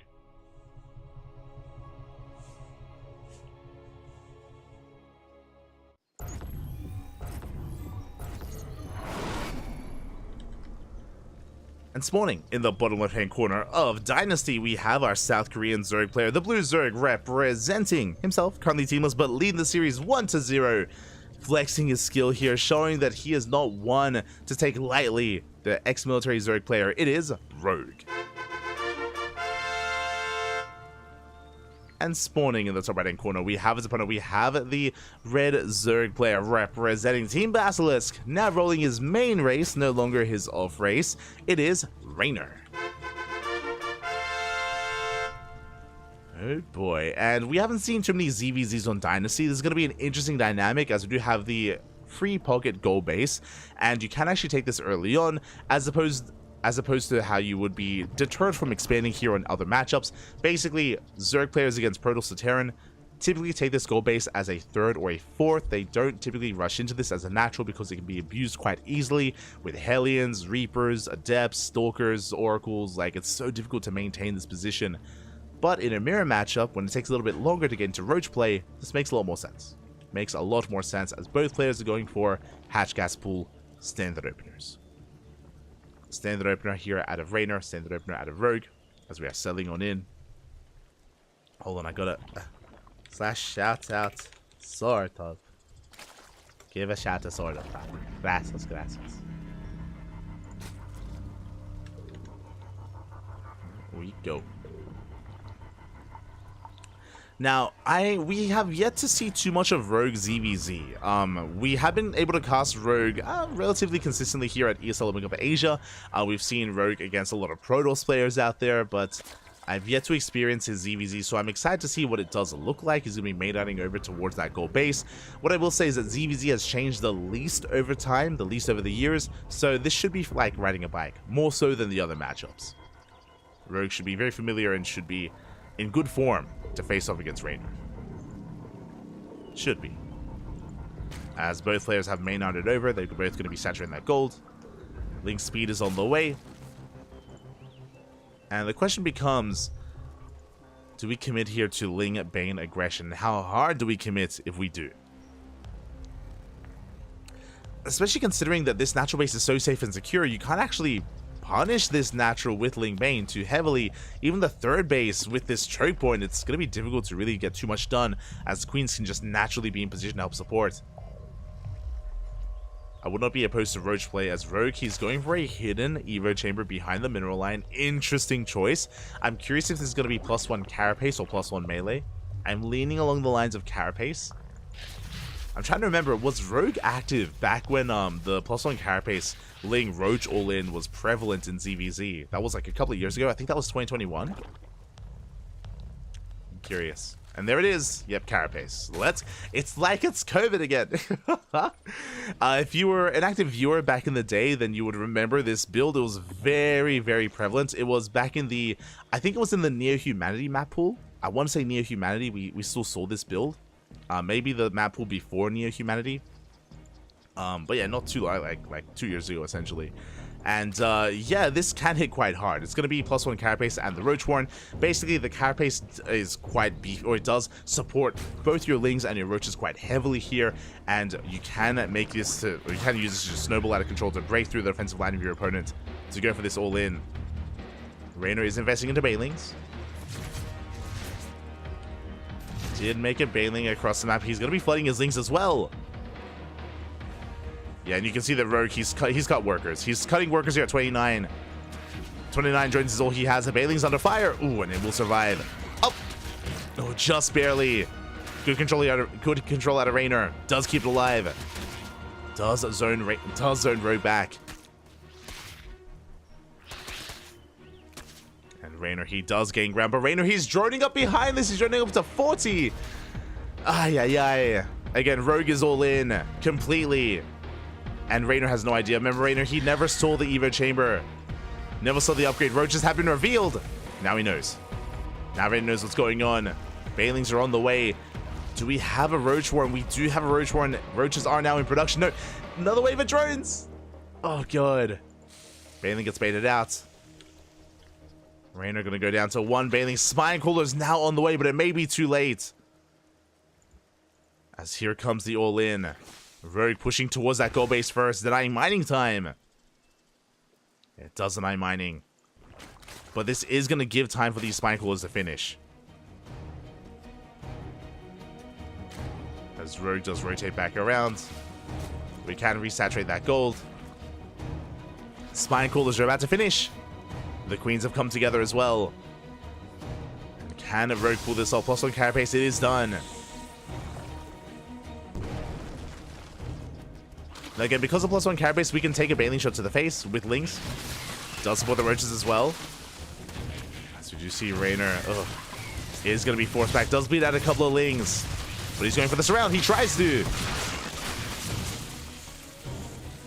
the Spine Crawler adding so much there. And Rogue, he's now droning.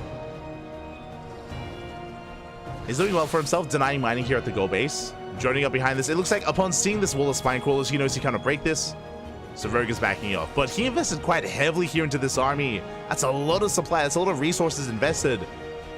And he's not doing anything with it. He can't do anything with it. Outside of denying mining time. Which is pretty big. So Rogue, he's just droning up as hard as he can. Lair is halfway done. Meanwhile, Raynor, he has the upgrade lead. Working on +2, working on the Spire for mutas. And Rogue has yet to scout that Spire. Again, part of me feels like if Rogue had ignored the gold base, if he had gone straight for the natural instead and gotten here before the spines had finished, then maybe he breaks through, maybe he could kill, but again, a hard call to make and hard to save, and would have been close. Mutas now in production. Mutas are on the way.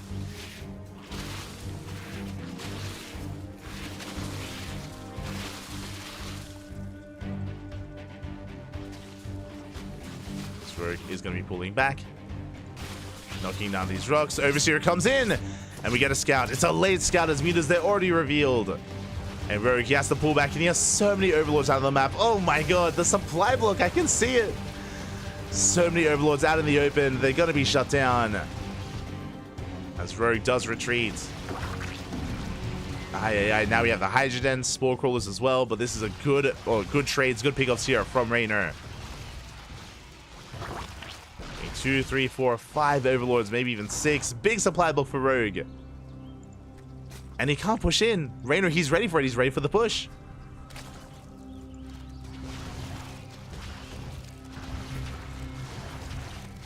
He's ready for any kind of aggression here at his third. As more overlords going down. Oh my, I'm afraid to look how many overlords have gone down so far. 7. 7, 8 overlords going down. A 9th, a 10th overlord going to be going down as well. Oh my god. Rogue, he's still supply blocked, by the way. He's still not breaking out of it. So much damage, so much value. You pick off a drone. Not bad. You just rotate around. Raynor trying to take another base.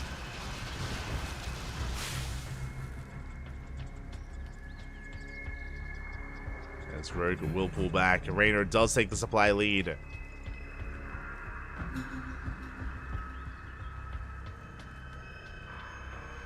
And Hydra's now on the way, but they still need more time. Still building up because of the supply block. Rogue still being very active with this harassing force of roaches. I do love that he just keeps coming back in. But this may be the last time, as Raynor can now break out. And Raynor, he has an army to respond.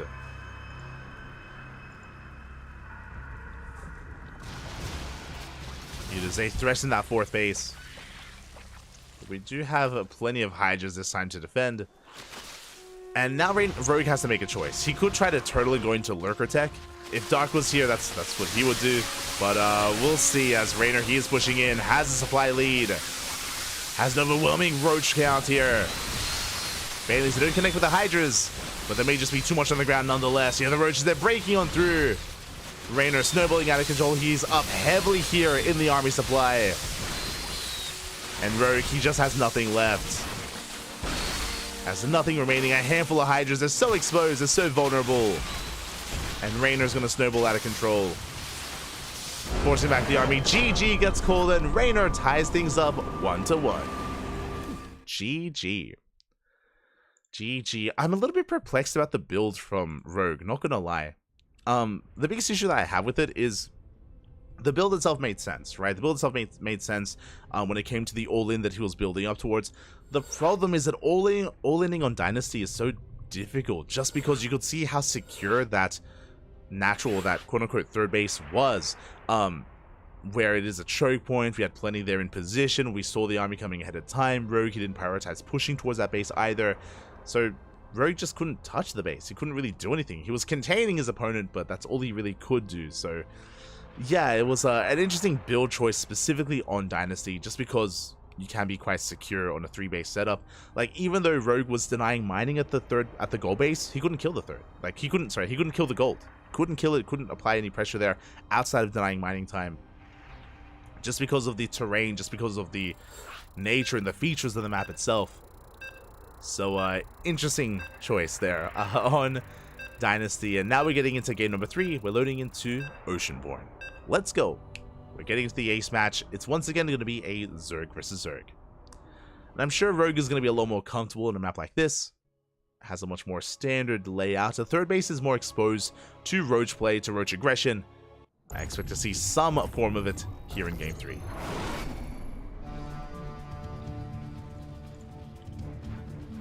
Here we go. Spawning in the top left-hand corner of Oceanborn, we have our blue Zerg player. We have our blue Zerg forced into the ace match. Can he bounce back here in this game 3? In this best of 3, it is Rogue.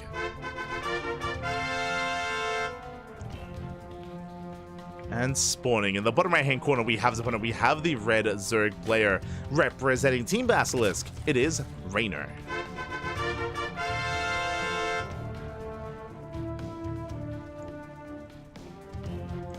Apparently, Raynor has been on fire in ZVZ. He said he was feeling dominant versus Dark, but I think Rogue is even tougher in ZVZ. That comment is a little bit outdated.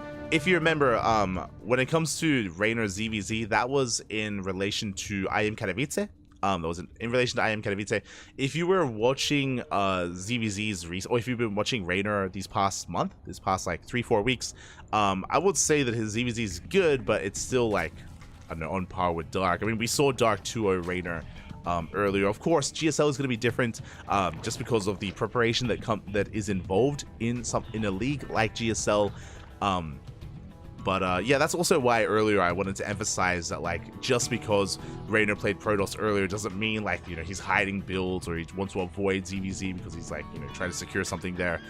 He plays Protoss against everyone, including, like, Serral, including Dark, including Solar. He likes it, bud. He likes it.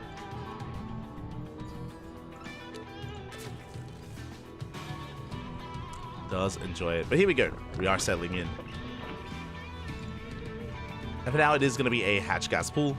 Like, for example, I would not be surprised at all if Reynor plays Protoss in GSL. Like, I would not be surprised if he's allowed to. We'd have to go over the rules if he's allowed to, like, race switch. But if he's able to, I'm sure he will.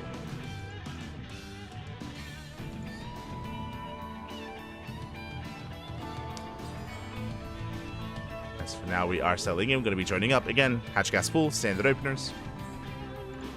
I think what I find really interesting, if you've noticed over the past, I want to say 2 weeks, Reynor has stopped going for 15-15s. If you remember, for the past couple of months, even since like November, since like DreamHack Atlanta, Reynor, he was in love with 15-15s in ZVZ. We'd see it time and time again, every single game, and he's kind of been pivoting away from it as of late, which I find really interesting. It's really cool to see players' kind of playstyles change over time. How their preferences do, you know, adapt as the meta shifts as well. It's really cool to see.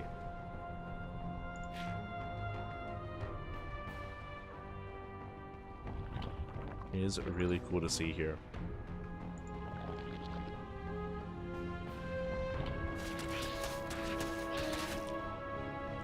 From here, we're going to be pulling back. We're just getting to our third base. No one is skipping their Baneling Nest, not this time. So just standard games here out of Rogue. There's no hidden Evo chamber, no hidden tech like we saw in the previous game. Everything is looking as it should.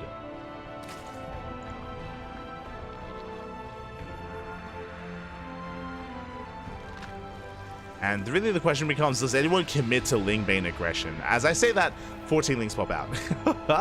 As I said that, here we go. We have 14 Lings on the way. Reynor is going to be applying some pressure. It's moving out towards that third base. Comes down to the control of Rogue. Can he defend? Can he hold? Just have that one Baneling ready for this. The Queen is pushing in. Behind this, Reynor's droning. He's not all in. He's not committed. Up. That's it. Be very careful there with our control. Baneling almost does detonate. Oh. As again, we do dance with each other. Banelings from Reynor. They have a ride as well. Good target firing on that Baneling. Does connect. But likewise, Banelings from Reynor also get shut down. And it looks like Reynor, he will get the Queen. He barely comes out on top, barely out trades Rogue, and the Queen will go down. And as the aggression ends, the dust does settle. We're droning. We're droning up behind this. Rogue does have a worker lead, but Rogue also lost the Queen, so that is going to impact his overall larva, his income, his production. Roach Warrens have been thrown down, and Rogue is going for his own counterattack. He's going for the third. Can he get the drone? Oh, the drone is exposed, and it looks like it will go down. He gets one. He gets two. Two drones, two pickoffs. Well done there by Rogue. Rogue, he maintains his economic lead. And Reynor, he is droning up desperately behind this. 10 more workers on the way. He's moving out with these roaches, but this is just posturing. Basically, we're revealing these roaches to the Overlord specifically, making it look like we're pushing, when really, Reynor is droning. So you can see here Reynor pulling back. So we speak about this all the time, but in ZVZ, vision is a resource you can use against your opponent. Because Overlords allow you to see everything, sometimes things can be, or looks can be deceiving. And that's a big part of ZVZ, is trying to force your opponent not to drone. Trying to force units out of your opponent as well. So there is that kind of like back and forth posturing that you do have. Rogue behind this, taking gases, going for a Spire at his natural. Interesting. Saw how well Mutas did do for Reynor earlier in game number 2. We'll see if this goes unscattered.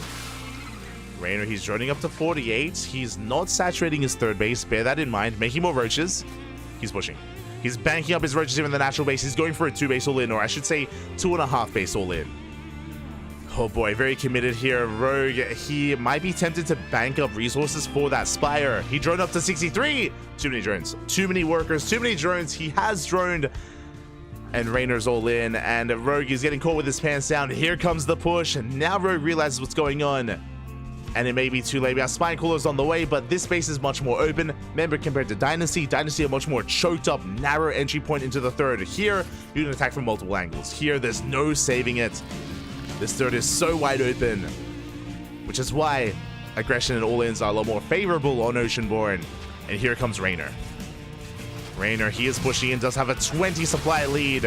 Ravagers, they get surrounded. They're going down one after the other. And Raynor, again, he catches Rogue with his pants down. The Spines, and they're not done in time. They're not ready yet. The Spire finishes, but we cannot make use of it. The mutants are too little too late. GG gets called, and Raynor, he will take the series 2-1, advancing on to the next round. GG. Whew. GG, well played. Again, the third base, or Oceanborn in general, there's a reason why we see a lot of 3-base all-ins on this map. Because of third base, it isn't just that it's wide open, but there's no high ground. There's no high ground advantage like you have on other maps. There's no point of elevation that you can make use of on the right-hand side.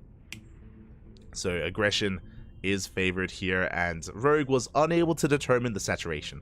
Winding it back a little bit, talking about the scouting of Rogue, basically, it's so important in ZVZ to get eyes on the third base specifically and on the saturation. Rogue, he did not check the third. If he did, he would have seen the lack of drones, the lack of gas, lack of workers. That would have been a tell that there was an all-in coming. But alas, Rogue did not check. Rogue gets caught out.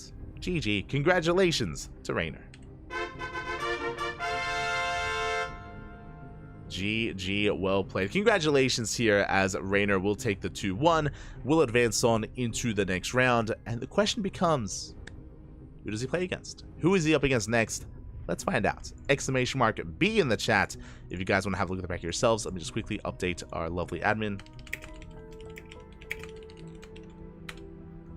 Let's quickly update the admin here as we scroll up towards the top to catch up. From the top, we do have Dark taking down Stats 2-0. Big win there for Dark as he does advance on into the quarterfinals, where he's facing off against Shin in a ZVZ. This could go either way. I would favor Dark, but we have seen Shin take down Dark in ZVZs before, so this is a very unpredictable matchup. Could even go to, I wouldn't be surprised if this goes to the ace match. Could go either way. Best of luck to our two Korean Zerg players as the winner advances on to the semifinals. Scrolling down, we have our series, and the ZVZs continue. We have all the Zerg players up here. I just realized Raynor just took down Rogue, and now he's up against Solar in another Zerg versus Zerg, or Protoss versus Zerg. Fun fact, I'm sure you'd be aware, especially if you are tuning in from a more European time zone, you would know that Raynor has beaten Solar with his Protoss. That has happened before. Could happen again. We'll see. But yeah, it's nothing but Zerg players up here. Oliveira went down, Coffee went down, but a shout out to Coffee, because Coffee did take a map of the Solar, force the ace match. We've seen Coffee level up quite a lot these past couple of months. We've been praising Cyan, we've been praising Coffee, we've been praising Firefly as well, for good reason. So, very well done. Big shout out to Coffee. Very well done there to force the ace match. So going down a little bit further, Nightmare takes down Gumiho. Let's go. Nightmare has been on fire. Nightmare, of course, recently having a finals run yesterday in Sparkling Tuna Cup, has been looking so damn good and does take down Gumiho. Last week, Nightmare also defeated Clem.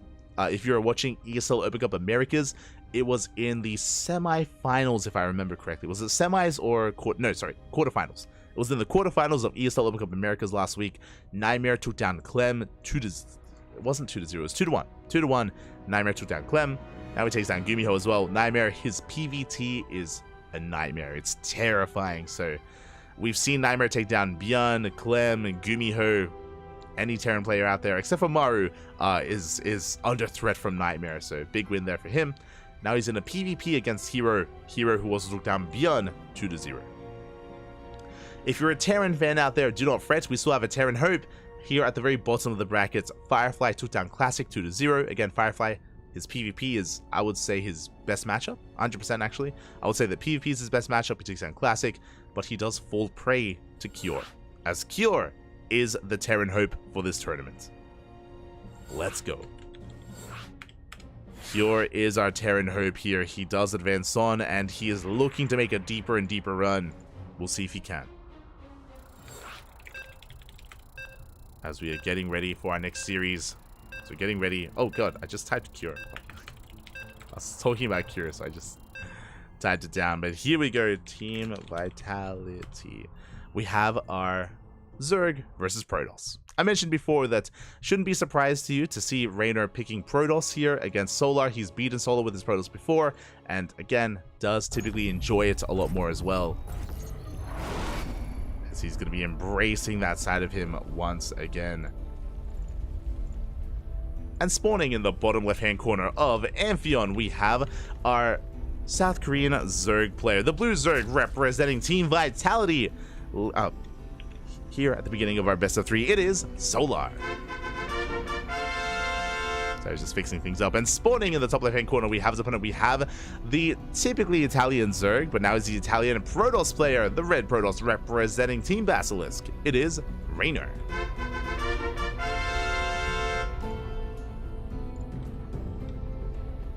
We go.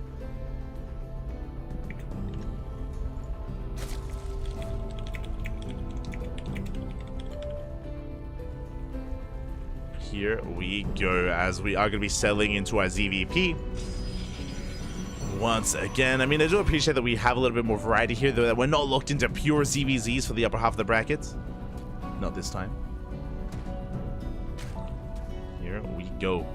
As we do have our Perp Scout across them, we do force the unnatural natural out of Solar, forcing him to expand here on the right-hand side. And we'll see how Reynor approaches this matchup here. Now, when it comes to Solar's ZVP, he's one of the... he's a little bit more passive. He's not as aggressive as Shin or even DRG or Dark, of course. Solar, he's a little more mid-game oriented, typically. So I do think that Reynor is going to have a much easier time getting into the mid-game as well, especially on a map like Amphion. Now, if you remember, to be fair, when I spoke about this when we were casting Rogue versus Creator, I was talking about how this triangular threat is so safe, it's so secure, because to gain access to this area, you have to knock down these rocks or mine through these mineral patches, so your third base is quite safe. But if you remember, Rogue was able to knock down these rocks quite early on and break Creator before it could really stabilize after a failed all-in. That's always something to bear in mind, that these rocks can always be knocked down. If Solar's able to get eyes on things fast enough, he could deny some of these other bases. But we'll see. We'll see how things play out.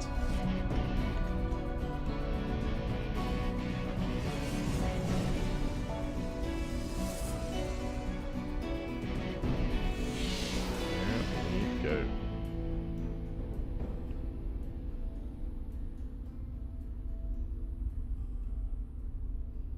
We are getting on into this. So now it is going to be a Stargate opener out of Reynor. It is going to be a Stargate opener. I see again. Again, it shouldn't be... Wait, mate, Reynor, he's played Protoss at... Not IM, kind of say, in EBT. In EBT, mate. Aye. One of these days, people, they're going to understand that Reynor, he likes his Protoss, pop. He likes it. Aye. Personally, I do think that he is better with his ZVZ than he is with PVZ. I do agree with that. I do agree that I have more confidence and I have more faith with Reynor's Zerg versus Zerg skill. But yeah, this is just something that he does enjoy playing more, is reality. He said it in himself in interviews, that he does enjoy the dynamic of PVZ more than ZVZ. Does enjoy it, and here we go, Void Ray is on the way. Interesting, gonna be a Void Ray opener now. Okay, so the power of a Void Ray opener is that you're able to shut down these overlords, you're able to deny vision and deny scouting from the Zerg player, and this can hide your follow-up. When it comes to the follow-up, this could even lead into double Stargate Sky Toss. This could go into Glaver Depths, could go into a Forge, a Twilight Council, into Blink or Charge. Whatever it happens to be, it's gonna be that much more difficult for the Zerg player to get a read on it. There's a lot of possibilities here for Reynor. We'll see what he does embrace after he shuts down the Overlords, as the first Void Ray has arrived. Now, Void Ray openers in general have fallen off. Classic was very fond of this at the start of the year and the end of last year, like November, December, like post DreamHack Atlanta, pre-IEM Katowice.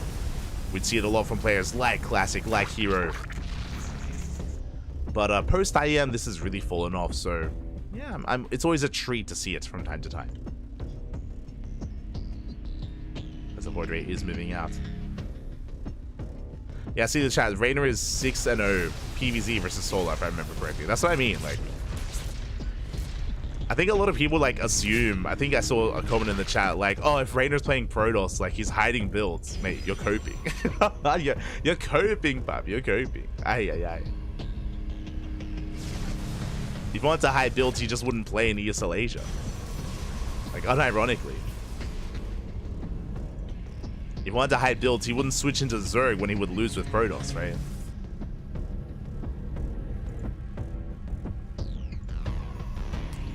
As behind this, it's going to be a Forge and Twilight Council. Looks like +1 and Blink could still be +1 in charge. Both are still viable behind this. We're making a second Void Ray. That I was not expecting. We're making a third Void Ray. Charge?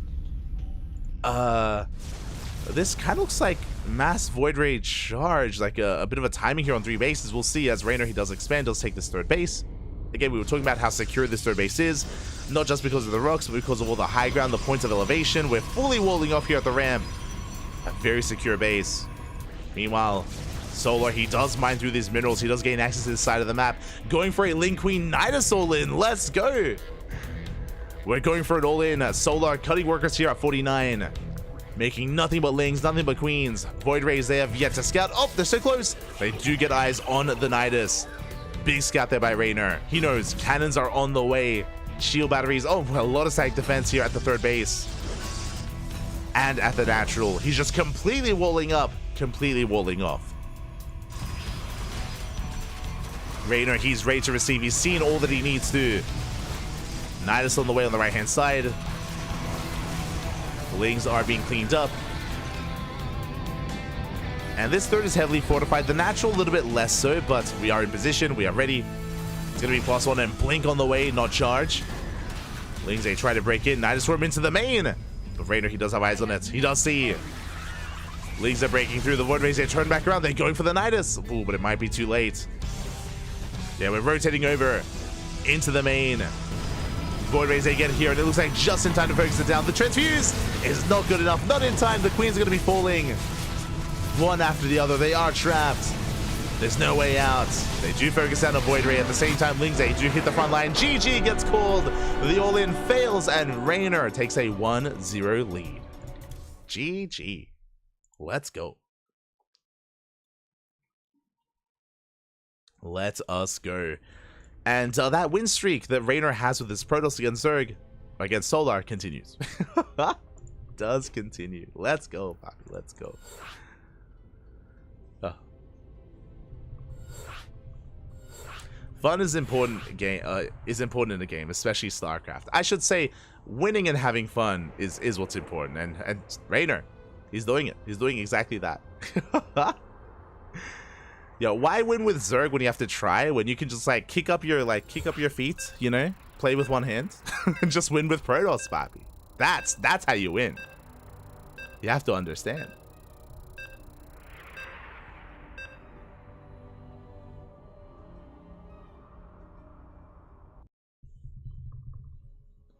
Here we go. We are getting into game number 2. We are getting into Alkyone.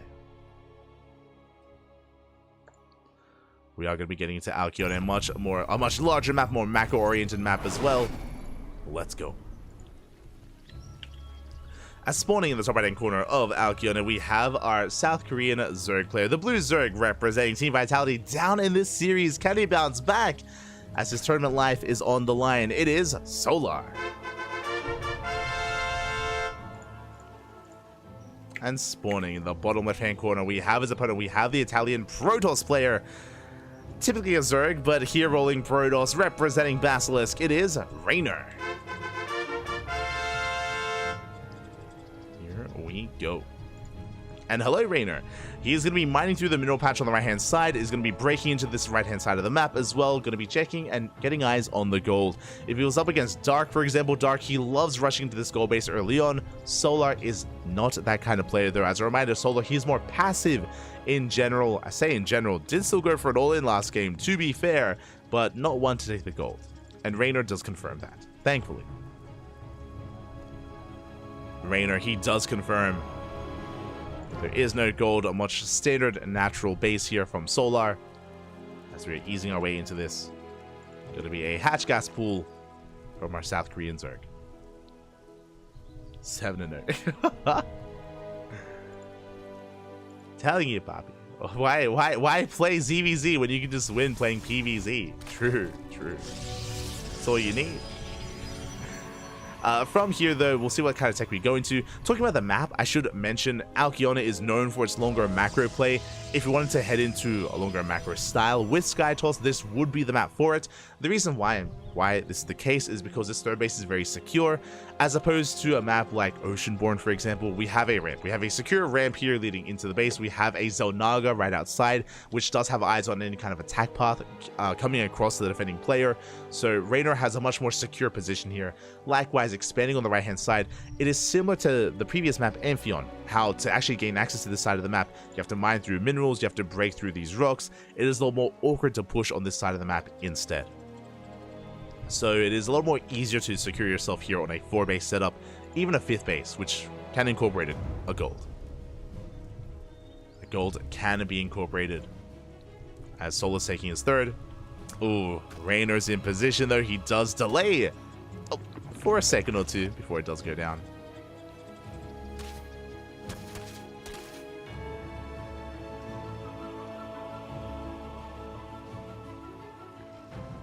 Does delay the 3rd base. Hatchery is going to be on the way. Behind this, we're again getting into our tech of choice. Going to be a Stargate. With this kind of map, with the advantages of this map as well, I imagine it's going to be an Oracle-based opener, not a Void Ray, but we'll see. We'll see if we go Void Ray again. As we did mention, the power of the Void Ray is to deny scouting, to deny vision from the Zerg. And there it is, once again, the Void Ray opener out of Raynor. Okay. It's quite fond of it. Now, if you remember, in the previous game, Raynor did go for a Forge and a Twilight Council into +1 and Blink behind this in the last game. Doesn't have to, though, but that is kind of the history that we're working with here for Raynor. Could fall back on that again, or it could be second Stargate, could be Glaive of Depths, could be anything of the sort. Overlord's coming in, and... Ooh, that's a fast Twilight Council! Uh-oh, do we scout in time? This looks like Glaives. This screams Glaive of Depths. Here we go. Void Ray does arrive in time, and the Overlord scout is going to be denied. Solar, he will not scout. It was close, but no dice. No cigar there. 3rd base is being taken by Raynor. Now, again, this should be Glaives. The way this works is that this is going to be without a robo. We're going to be warping in here back at home, backing up a gateway count and a depth count before moving out across the map. I'm assuming that's going to be the case, but we'll see what Raynor does commit to. As Solar is droning up, going for some Spore Crawlers back at home. Ooh, it's gonna be Blink, not Glaives. Very interesting. Now, this is very fast Blink here out of Raynor. He delays his Forge, and he delays +1. Because of that, he has a little bit less of a timing or less longevity in this game. It's gonna be a little bit shakier getting into the mid-game, but I'm very curious to see what he achieves with this Blink timing, as this is gonna hit faster than normal. So we'll see what Solar has in time to deal with it. As we are working on those warp-ins, building up our Stalker count. Void Ray gets across the map. We're getting eyes on any would-be 4th. As Solar does go for a safety Roach War and did throw it down at around, what, the 430 mark. Roach War is finishing up. Evo Chamber as well. We're just building up here on 3 bases.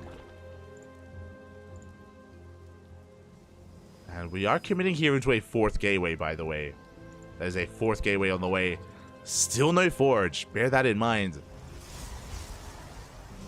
Still no Forge. I'm curious if we're going to be going up to like 6 gateways. There we go. Forge is now on the way.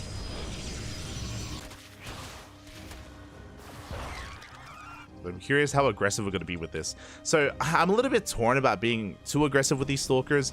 Unlike in a standard game where we would have Oracles to help, to be utilized to support this army. We don't really have any Oracles. Oracles are ideal here when it comes to stasis traps, when it comes to dealing with links arounds. Proxy pylon is being set up so we can warp in across the map, and the goal here is to deny the 4th. And again, this is pushing a lot earlier than normal, and Solar, he's not ready for this. He has no Roaches. Roaches still on the way. The Stalkers, they have arrived. Lings, they do come in to help out. They get us around. They try to, but Blink is done. And Blink is done. We force back the army. The Queen is under fire. We do have a Transfuse. Keep it alive. We can see Solar trying to break through those rocks. Doesn't quite commit, though. And Solar, he's zoned away from his own 4th base. We have another warp in. The Void Racer as well. And yes, Solar, can he save it? It's going to be close. He should. He should be able to save this. Lings, they come in. They collapse on the Stalkers. The gateway is still not done. Stalkers are going down. And this is what we spoke about. With the Oracles, like, we would have such a more secure position here. But there we go, another warp in. Raynor still threatening this fourth base, but the Roach count is getting higher and higher. Time is working in Sola's favor. You can see him just building up his army. And this fourth, it's secure. Does survive, does manage to hold on. Ooh. Okay, we have a game, Papi. We have a game. We're going to try to poke in once again. Not quite. Raynor getting into his fourth. Remember, +1 is delayed for Raynor just because of his build. And I would have to give the edge to Sola right now. The reason why is we do blink onto the other side of these gold minerals. But the reason why I want to favor Sola right now is that Raynor, his build, he cut a lot of corners. He did cut a lot of corners to actually make this Blink Stalker push as early as possible to try to catch out Sola and to deny the base. But he didn't. He didn't deny the base. He didn't kill any workers. Sola, he's running up to 70. His fourth base is getting up and running. And you can see Sola skyrocket ahead in here in supply. And Raynor, he's going to be in a little bit of trouble until he gets his tech up and running. His Storm. Storm is on the way. +1 just finished. Immortal production has commenced. We have a massive wall of sack defense. Raynor, he knows how vulnerable he is. So this is a pretty big investment into all these cannons and shield batteries. Basically, Raynor is turtling up. He's turtling up back at home. Solar has map control, taking the gold base, getting into Hydra tech, getting into Lurker tech as well. Solar's looking comfortable. You know, Raynor, he's still catching up. Still yet to get into double robot production. Just the one immortal being made at a time. And what I will say is that Raynor, he's safe back at home, but again, like, moving onto the map is going to be difficult for our Protoss player. That's why he's throwing down even more sack defense here. Rocks are being knocked down. Solar, he's about to max out. Yeah, Lurkers are on the way. Hive is already done for Solar as well. Oh my god. He already has Hive. Upgrades are on the way for those Lurkers. Now, Solar, he's going to have to throw away some of these roaches. He does have to free up some supply as he's maxing out. Lurkers are finishing. And the question becomes, though, even though Solar's maxed out, even though Solar has map control, I'm not so certain if Solar can break this defensive line. Again, because of how many cannons and shield batteries, because of all the storms, because of the immortals, because of the defensive position, this is the power of Alcyone. This is the power of this map, is how defendable it is. So even though Solar has a big advantage, we'll see if he can make use of it. We'll see if he can break through it. He is busting into the natural. The wall is open. The wall is not a wall. We break on in towards the main base. At the same time, Lurkers have arrived. Oh, spine shots not quite going off. Not yet. Getting to the main base, we do focus down the Templar Archives. Big pickup. What you see is what you get. How many High Templar do we have? We have 4. 2 storms are spent. We have 2 storms left. Big storms here on the Lurkers. Oh my god. Pretty good value out of Raynor. He does force back the army, but he loses 16 probes in the main base. Oh, but the Lings, they pop up. They wreak havoc in the main. 16 workers go down. Alas, I was sure that Raynor was going to be solid here at his 3rd and his 4th, but his natural was exposed. That was the weak point. Solar, he busted his way in. And just like that, Solar, he remaxes, and Raynor's in trouble. He lost a lot of High Templar. He has that much less storms to work with to defend. He's weaker this time around. The second wave has arrived, and Raynor, he's in trouble. We have 1 storm. There it is. That was our 1 storm. We need more time. At the same time, Lings, they bust into the natural once again. We're just pulling Raynor apart. He can't keep up. Not with the Sling Harass. The Spine Coolers, they pop up. The Spine Shots pop up from the Lurkers. And Solar, he breaks through into the 4th base. And there's no saving it. We're just gaining ground here. We're getting into the Mineral Line. Lings, they get another 16, 17 probes in the main base. Raynor just was already there. He recalls on the same base. No! Unfortunate recall there for Raynor. He will lose everything. And Solar, he's fighting back in this series. He's fighting back in this game. He's looking to force that ace match. May have struggled in game 1, but here it was Raynor struggling in game 2. As a reminder, the reason why Solar snowballed the way that he did was because of Raynor's build, because of his Blink Stalker push, because of how committed it was, and because of how little damage it dealt at the 4th. And with that, Solar was so much more comfortable in the following minutes. Claiming control of his fourth, getting the goal base, getting into hive tech as well. And the spine shots, they're getting so much value here. Big spine shots go off. We have a storm zoning away the Hydras. We come in from behind, we pick up some of the lurkers. You can see Raynor microing his heart out here. Trying to survive, trying to hold on. But there's only so much he can do. GG gets called and Solar will tie things up 1-1. We're going to game 3. GG. GG, well played. We are going to the ace match. Let's go. Let us go.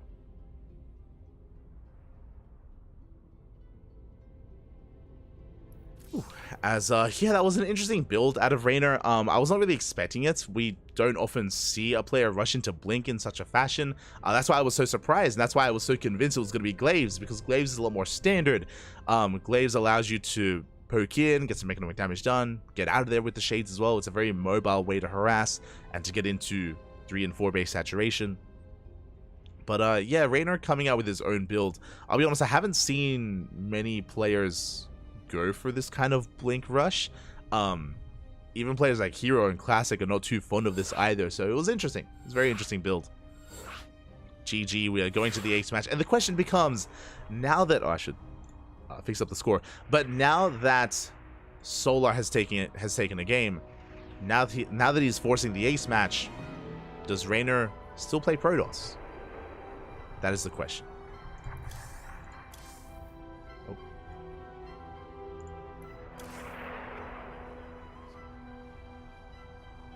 That is the question.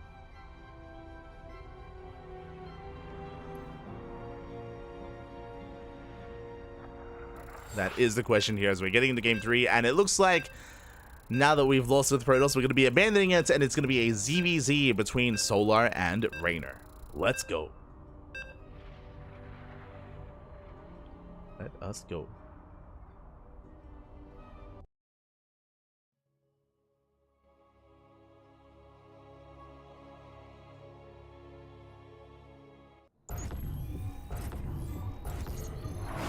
As we are settling into game number 3, and spawning in the bottom right hand corner of Oceanborn, we have our South Korean Zerg player, the blue Zerg representing Team Vitality. It is Solar. And spawning in the top left hand corner, we have his opponent. We have the red Zerg player, now rolling as Zerg, his main race, going for a 15-15. We spoke about this earlier. This was Raynor's go-to build in ZVZ. Representing Team Basilisk, it is Raynor. So we are going for a 15 hatchery into a 15 spawning pool. This is Raynor's go-to. I did mention last game, though, if you remember, I think it was last game or the game before that, how Raynor was in love with this and was just doing this every single game. That has changed as of late, as of recent, basically post-IM. Post-IM Katowice, Raynor, he has been mixing in different openers, more standard hash gas pools. It's been great to see Raynor spread his wings, but now he's going back to basics, back to what he loves. If you're curious, the purpose and the advantages and disadvantages of this opener, 15-15 does allow you to get your spawning pool a little bit faster. It does allow you to get into your queens a lot faster as well. It's a very defensive build, very safe build. The downside is that your gases are late. You delay your gases in favor of faster queens and faster links. Your gases are delayed. Because your gases are delayed, that means link speed is delayed. That means that usually you would skip link speed and go into 2-base roach. And Oceanborn is not a bad map for 2-base play, as your natural's quite secure here. So we'll see if Raynor gets link speed or not. That's what I'm most curious about, whether we invest into link speed or if we skip it and go into roaches. Meanwhile, Solar back at home, hatch gas pool. Standard opener out of Solar. Because that, you can see that he does have the gas advantage. That means that he will have link speed faster than his opponent. That is why we would usually skip link speed if you're in the shoes of Raynor, because you just have that much of a disadvantage compared to your opposing player. As there's going to be a big window where you have slow links against the speed links of Solar. So this would typically lead into 2-base play. Speaking of, link speed is on the way for Solar at a standard timing. Raynor is still saturating his own gases. And again, you can see he's very lax when it comes to actually saturating that gas geyser as well. So we should be walling off. Meanwhile, Solar's coming in for a scout. He's moving out with his Lings. He's taking his third base behind this. Standard timing here for Solar. Solar, he checks. He confirms the third base is missing. So a big tell already. And Solar, he is going to try and dip in towards the natural. Spots the Queens. Should be aware of the build. I mean, he saw the timing of the hatchery earlier. And there it is, we're walling up. So we did mention this is 2-base. This does not have to be a 2-base all-in. Doesn't have to be from Raynor. It could be, don't get me wrong. But usually we play 2-base, we get into roaches, and then we take a delayed third instead. The advantage that Raynor's now going to have is that he's not wasting gas on link speed. He's going to be able to get into roach play quite efficiently. A lot faster as well. There's a lair already on the way. I was talking about 2-base roach. We could even try and go 2-base muta if we take earlier gases. That is possible. We'll keep an eye on the gas count. The advantage that Solar has is the economy. Solar, he has a higher drone count. He has a faster third base, better larva, better economy. Later roaches, though, from Raynor. So Raynor, he has, the upgrade advantage, the roach advantage. Solar has the economic advantage instead. As things, they bust into the main base. Solar, he sees the gas. He sees the timing of the lair. Big scout here from Solar. Aware of that layer timing. This means that Solar knows that in a couple of seconds he will be coming back in for a follow-up scout to confirm whether or not we have a spire, whether or not we're taking another direction. But now we have 3 gases with +1 range on the way. This should be roach play. This should just be roach speed. Should just be roach speed here. Meanwhile, Solar, he's already saturating his third, getting into his own roach play. There's going to be a small window, very small, where Raynor has +1 range over his opponent. There is that small window as we are stabilizing and settling into our 3-base play. Now, as we're getting in towards the mid-game, as we have skipped Ling Bane, that's the other advantage here of this build from Raynor, is that he forces your opponent to just skip Ling Bane. So we're done with Ling Bane aggression. We don't have to worry about that. It's all about Roach v Roach. And Raynor does have the Roach speed advantage because of the faster lair. Another big timing here for Raynor. But what I'm keeping my eye out for is drone counts. We need to see if we actually saturate the third. At any moment, as we saw against Rogue, Raynor is more than willing to cut drone production and to make an abundance of roaches and go all in. And you can see Raynor getting his creep highway ready, pushing out with roaches, pushing out with queens. But I believe Raynor, he's droning up behind this. Yeah, he is droning. He's making a handful of roaches. He's not too committed. He's faking out a push, and he's forcing a big reaction out of Solar. Forcing out more roaches, and this was a fake out. This was a fake out. Raynor, he pulls back home. We spoke about this in the Rogue series, about how this is a very common thing in this matchup, where you fake out a push and you pull back because you've just been droning. And you force your opponent to stop droning.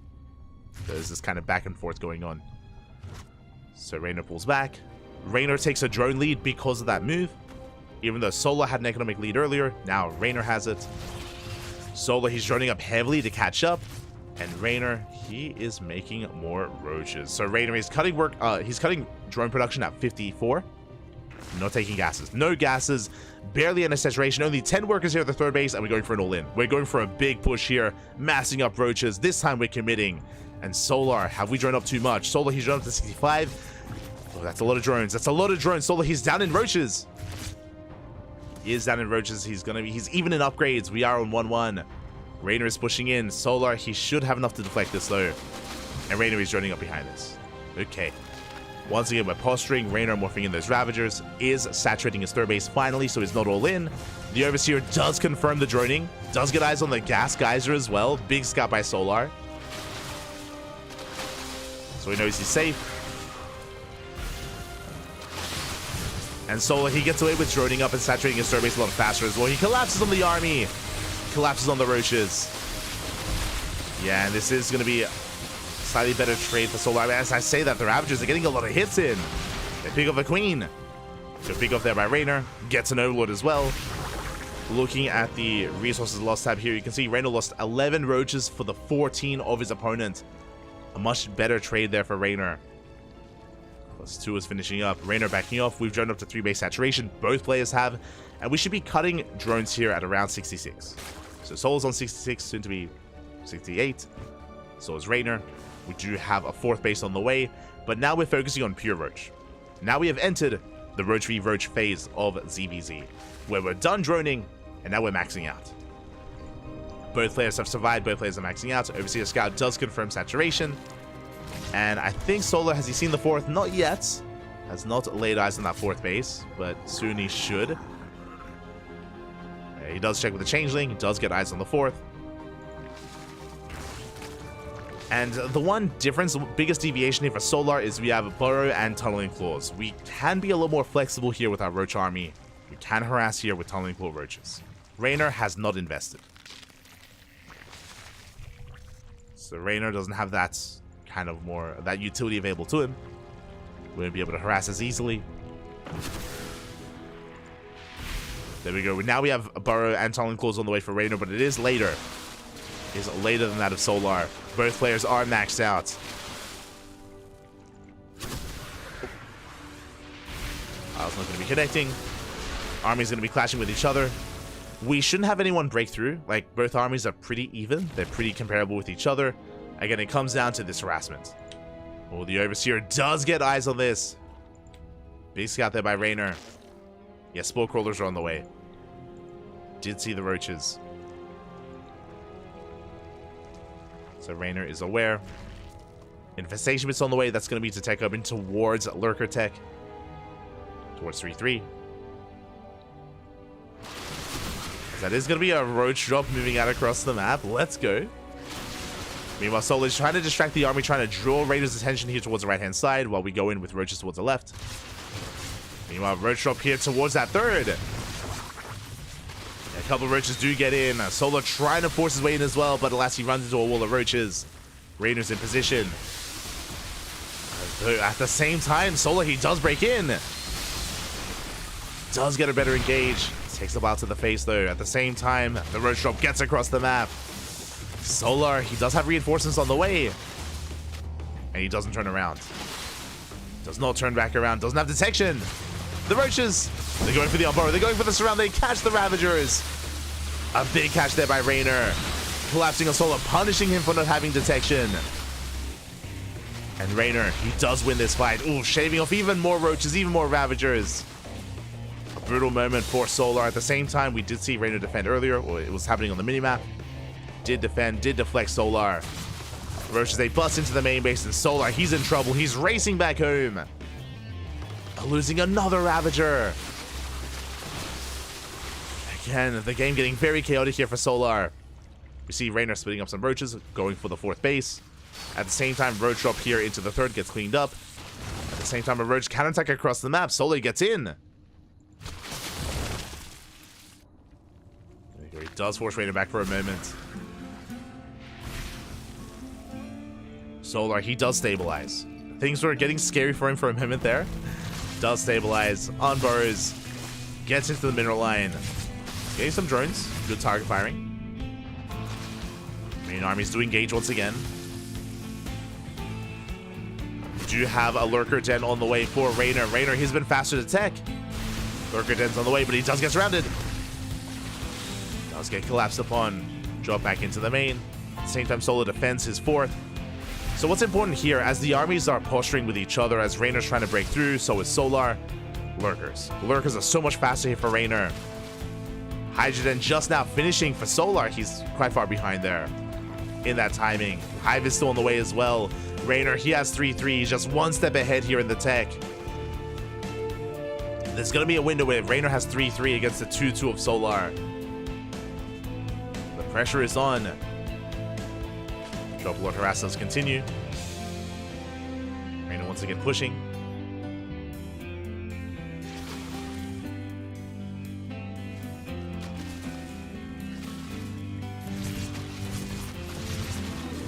Once again, trying to push his way in. He's going to be forced back. Solar is keeping up, but again, army-wise, the composition, the quality of the army, we're just waiting for those Lurkers. Now, just because there's a timing where Raynor has Lurkers and Solar doesn't mean that that's its game. It doesn't necessarily mean that. It just means that that's going to be a window where Raynor could leverage that to gain an advantage and just snowball out of control. Against a small amount of Roaches, against a small amount of Lurkers, Roach Ravager can hold its own. As the Lurker Den is finishing. 3-3 starting off for Solar. 3-3 almost done for Raynor. is kicking in. The Lurker upgrades are also finishing up as well. So soon the era of Roach v Roach in this matchup is about to end, and it's going to be Lurker v Lurker. As Wiles, they do connect. Yeah, Solar overextending a little bit there. Does connect with his own Wiles. You see Raynor collapsing on this. Really doesn't break through. And with reinforcements with the Wiles as well. Raynor does take a lot of losses there. Is freeing up some supply for some Lurkers. Lurkers are finishing. You see Raynor plummets here down to 49 drones. Has been bleeding out a lot of workers. But he has a bank. And he has achieved his goal. The Lurkers, they've arrived. The Lunkers, they're here, Papi. We have the Lunkers. They have arrived. We see Solo trying to take a 5th base. Is spotted by Raynor. Raynor trying to force his way in as well. Does have an overwhelming army. Is breaking through. Solar being forced back. Going to Vipers. Much faster Vipers here out of Solar. Cleans up the Roach counterattack. As they do force back the army for a moment. Lurkers are on the way. Oh, we're coming in for a surround. Solar out positioning Raynor here. It catches a lot of Roaches. Big pickoff from Solar. At the same time, doesn't want to overextend. Oh, as he runs into reinforcements. More Lurkers are on the way. Vipers up and running here for Raynor as well. Vipers for Solar still gathering energy in the main. And it looks like things are evening up. Remember, even though Raynor had a window, he had a timing where he had Lurkers and 3-3 over his opponent. Now that window is closing. +3 range at least is finishing up for Solar. He never started +3 carapace, unfortunately, but not the most important of upgrades. As Lurker upgrades are done for both players as well. Raynor actually never got Adaptive Talons. Wait, what? Yeah, Adaptive Talons was never researched here, which is a little bit concerning for Raynor. Does mean that his Lurkers, yeah, you can see them take a little bit longer to burrow there. They are going to be that much less maneuverable. A little bit surprised. I think that is a bit of an oversight. Like, Raynor has a bank. Like, Raynor, he can afford an upgrade. Can't afford it, but despite that, he is breaking through at the same time. Solo pushing in. Vipers, they go for the yoinks. Oh, big power bombs here on the Vipers of Solar. They're very low. We yoink another Lurker and another. Oh, a drone. Bit of miscontrol there out of Solar. At the same time, it looks like the Roach army is breaking through. Raynor, he shuts down the 5th base. He's pushing in, and Solar, does he turn around? Yeah, he's forced to turn back around. At least with his Vipers. They are exposed. And can we get a Viper? Up! Oh, it's so close. The Vipers, they live. I expected to. No! Here is not the place. We get 1, we get 2, we get 3 Vipers. They all go down. The Lurker Den is exposed as well. And Raynor, he has too much. GG gets called. He snowballs out of control, camping the production. And with that, Raynor takes the series 2-1. GG. Catching Solar out of position. Again, for Solar to be across the map. Oh, hold on. We need the trumpets, Pat. We need the trumpets. But for Solar to be caught out across the map, and for his Lurkers to gain no ground, for his Vipers to be caught out as well, and we saw that Raynor, who was able to outposition Solar, get across the map. GG, well played. Whew. That was a pretty tense game. It was a very tense game there between the players. And honestly, Raynor didn't even use his Lurkers to win there. I mean, he used his Lurkers to defend back at home, to hold the line, but really it was his Roach Hydra army that was able to break through. Was able to get on top of the bases and to catch Solar off guard. GG. GG, well played. I do have to announce the score here to our lovely admins. And Raynor, he advances on into the next round. Do we have an update? Do we have an update? That is the question. Exclamation mark B in the chat to have a look at the back of yourselves. Let us quickly head on over, as Dark did take down Shin 2-1, did go to the ace match, which is no surprise. I was still very on the fence on how this series would unfold, but Dark does come out on top 2-1 over Shin, advances on to the semifinals, and Dark is patiently waiting for his opponent, for Raynor, in those semifinals. And this is going to be a rematch. Let's go, Bobby, let's go. This is going to be a rematch from a series that did play out, was it last week or the week before? Here we go. It is going to be a rematch, and I believe it was last week. Let me just find it for you here and now. Bam, there it is. Okay. There it is. So, hold on, just so I can show you guys. we have the technology, Pop. We have the technology. So this was last week. So again, we do cast ESL Open Cup Asia on a weekly basis here, every single week. I mean, we cast on a daily basis, to be honest. But plenty of StarCraft here on the channel. If you maybe haven't tuned in before, maybe you can consider hitting that follow button if you enjoy the casting. But you can see last week they faced off. Raynor also took down Solo 2-1. It was a 2-1 score that time, not a 2-0 score that time, not a 2-1. Raynor did advance on to the semifinals, and in the semis, Dark took the win over Raynor 2-0.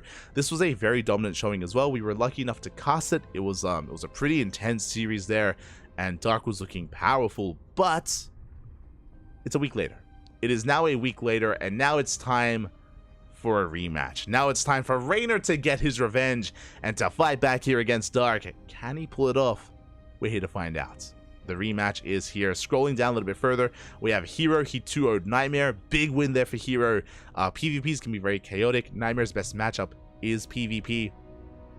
So for Hero to take that 2-0 is very impressive. Does advance on to the semifinals. Meanwhile, Cure took down Firefly, and now it's Hero versus Cure in the lower semifinals. We have at least one of each race. We have we have a Zerg player and like half a Zerg and Protoss. Like Raynor, we have a Zerg player, we have a hybrid player, and we have a Protoss and a Terran here towards the south as well, as the top four balanced. As all things should be. I believe the lower semifinals is currently underway. I believe Wardy is casting that. I think he's covering that series. Let's quickly catch up. But I believe Wardy is covering that series, and we have the upper semifinals, so at least we're covering everything that we can. The English coverage has split up, and we are casting as much as possible. Here we go. And now that we've reached the semifinals, you know what that means? Predictions, baby. Predictions are going to be open. You can place your bets on who you believe is going to advance on to the grand finals. Who do you give the edge to? Dark or Raynor? Up to you to decide. Up to you to decide. As just making sure we don't get left behind.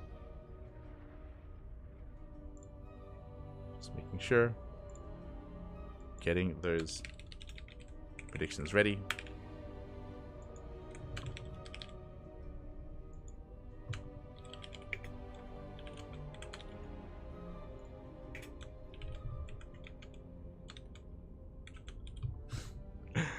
Beautiful, beautiful. So once the players' videos are done, we are going to be jumping into our semifinals. And this week, because both semis are starting around the same time, does mean most likely we won't be able to catch the lower semifinals, unfortunately. I mean, if our series is a little bit faster, then maybe we can catch that lower series, but it does depend. It does depend on how fast we are and how slow they are. Otherwise, this should just be semis into grand finals. That should be what we have on the channel up ahead of us. Here we go.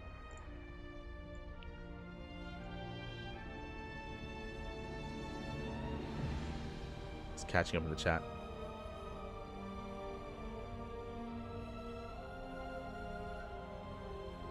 Catching up, Poppy, catching up.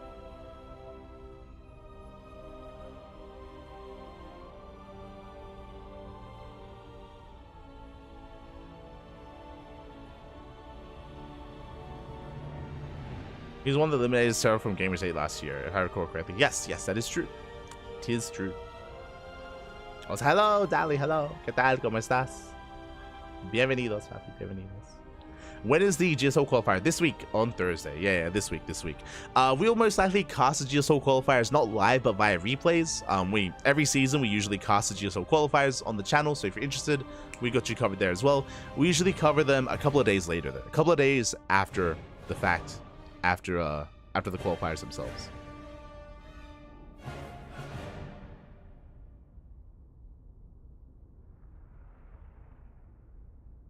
Refresh, it's updated. Oh my god. Brackets updated? Wait, did something happen? Oh my god, the lower semifinals is already done.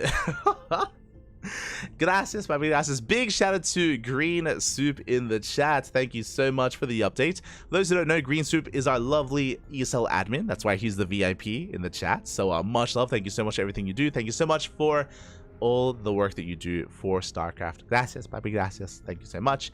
But yeah, apparently Hero already took down Kior 2-0. Hero is waiting in the grand finals for either Raynor or Dark. We're here to find out which. We decide who wins, not the players. Let that be known. True, true. But yeah, as a writer, we will be covering the GSL qualifiers probably next week. Most likely next week after the fact.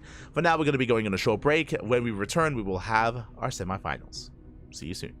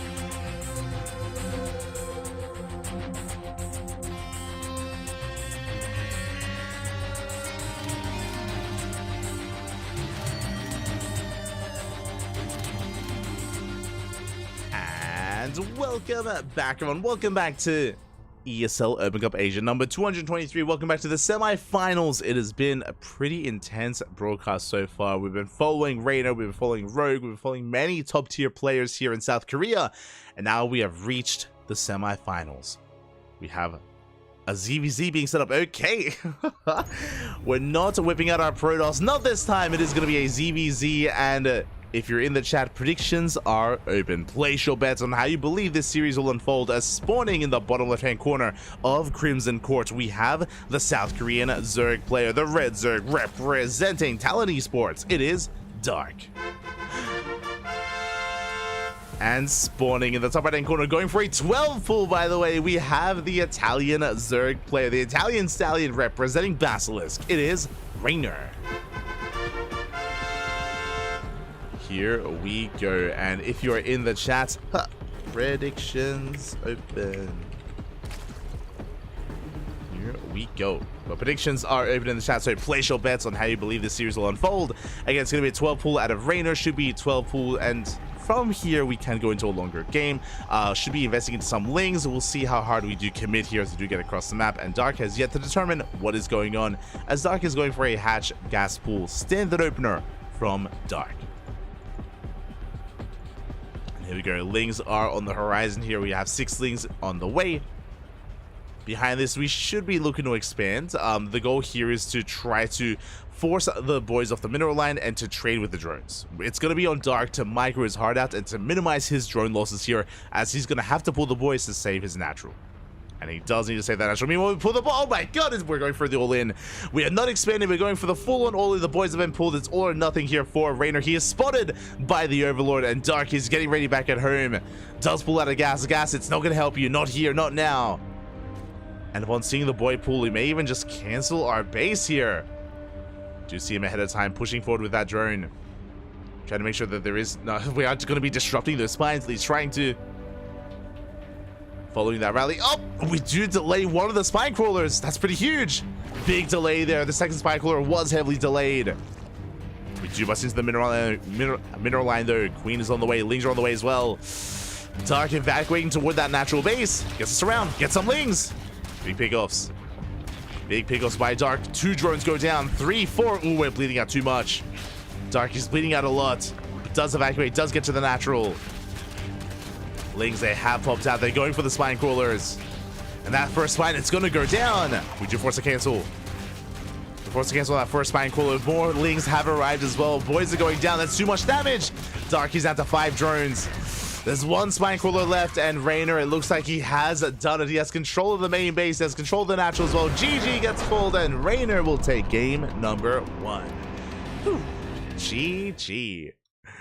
Rainer just committing to the all-in here. Decides to pull the boys alongside his Lings.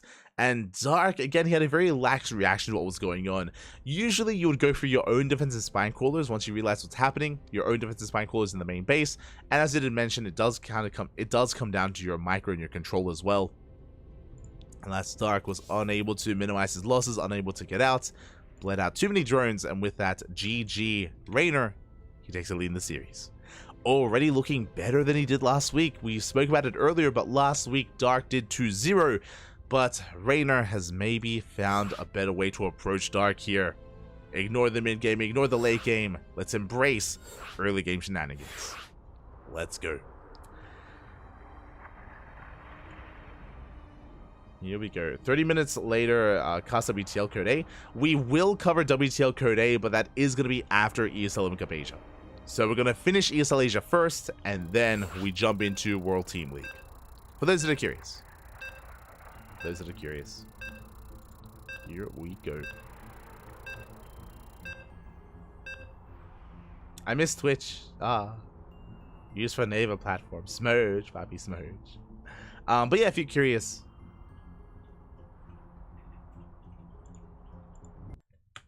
Dark is on Talon Esports.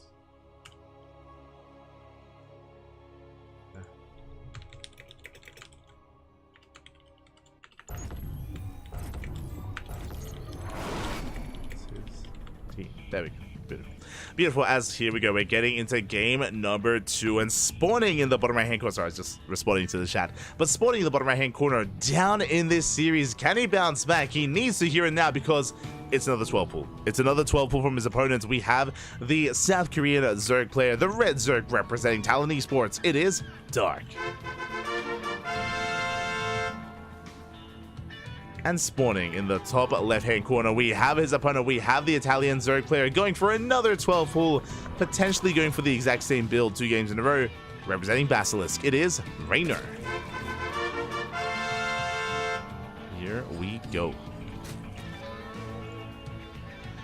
Rainer going for another 12 pull. Overlord is on the way. We are going to be working with quite a bit of larva as well once the Overlord does pop out. And we'll see if we commit to another drone pull. Dark, meanwhile, going for a hatch gas pull, standard opener of his own. I'm really curious to see if Dark does react differently if he sees this again 2 games in a row. Lings are on the way. I don't see a hatchery. Are we going to pull the boys? I feel like we probably will. I'm ready for it. Let's go. The boys are being pulled. Rainer flooding everything across the map. His lings, his drones. He does bank up some minerals here to reinforce and make more lings to flood across the map. It is completely all in. And once again, Dark, he will spot this. Now, I'm really curious if Dark is going to start up a spine crawler in his mineral line. If he does react a little bit differently this time. If you remember previously, he tried to... oh, the wow, Poppy. Let's go. Dark. He's in amazement. We'll see if we can survive this time. Once again, the one drone moves out to disrupt the spine crawlers like we saw previously. We saw it was quite effective from Dark in game 1. But this time the spine crawlers are thrown down, 3 of them at once. Dark, how good is your drone drilling? How good can we defend? How well can we defend? Okay, he does evacuate immediately. This time he does get the hell out of his main base. Tries to surround some of these lings. Ooh, but this is not a fight to take. The drones are falling. We're taking too much damage here. That's going to be 9 dead workers. We do clean up a lot of drones ourselves. 6 drones survive. Lings have made it out. And can we get on top of the spine crawlers? We can. We do get on top of 1 at least. 1 spine crawler is denied. We're getting on top of a second as well. It's getting close. Second spine crawler is barely going to be going down. Spine crawlers, they finish. They're focusing down the lings, one after the other. Dark is down to 1 drone. And we do it once again. We cheese him out. 1 drone left. It's going to be focused down. GG gets called. And Rainer will take the 2-0, advancing on to the grand finals. As he ends the series in 5 minutes. GG. GG, well played. I think both games was sub 3 minutes. I think altogether that was around like 5, maybe 6 minutes of a best of 3. GG, well played, Raider. He does it. He cheeses the hell out of Dark and does come out on top, does shut him down, and will advance on to the grand finals. GG, well played. Once again, Dark had a very proactive style. I'm not too fond of it. Dark, if you saw, his goal there was to pull the drones and to try to surround the lings as they were reinforcing. He did not end up surrounding the lings on the ramp. He was trying to. Because of that, Dark, he bled out too many lings. It was a better fight for Rainer there. It was a big gamble out of Dark. Ideally, he wanted to drone drill, and upon drone drilling, surround the army. That was the goal at least. And yeah, Dark, he a little bit lapsing there in execution, and Rainer does take the series. GG, well played. We have our finals. We have our grand finals being set up here. Rainer, for the first time, making it to the finals of ESL Open Cup Asia. Let's go. Rainer, he has been competing in these ESL Open Cups week after week, ever since he's been in Korea, and has yet to make it this far, but for the first time, he's made it to Los Gran Finales. Can he go all the way? Can he win his first online weekly? Oh boy. I mean, we have the best Protoss in the world looking to stop him. It's going to be Rainer versus Hero in a best of 5. Let's go, Bobby. Let's go. Let us go. Korean's ladder's effect on him. True, man. But yeah, we are going to be getting ready for our PVZ. Again, based on this year's performances, Hero, his performances in Masters Coliseum, at IM Katowice, as well as in GSL. I would say that Hero is currently the best Protoss in the world. Max Packs coming in as number 2, but they often do go back and forth in placing, depending on the time of year, depending on, you know, the current state of play here. And I'm excited. I'm ready here for our PVZ. Oh my god. Always fun seeing Hero up against Cyril, Hero up against Raynor, Hero up against Dark. It's always a treat, and we are ready to sink our teeth into a banger of a PvZ. Let's go.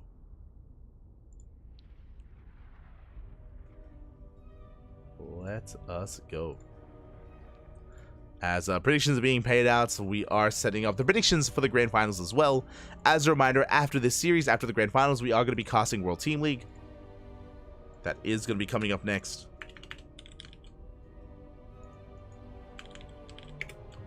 After we wrap up this broadcast. That is going to be the plan. We're not going to be cutting the stream. Like, we're not going to be stopping the stream to cast WTL when it starts. WTL is starting in 15 minutes. We are going to be finishing this tournament first, and then we'll catch up on World Team League. As tonight is the final night of WTL. Of Code A, I should say. Of Code A.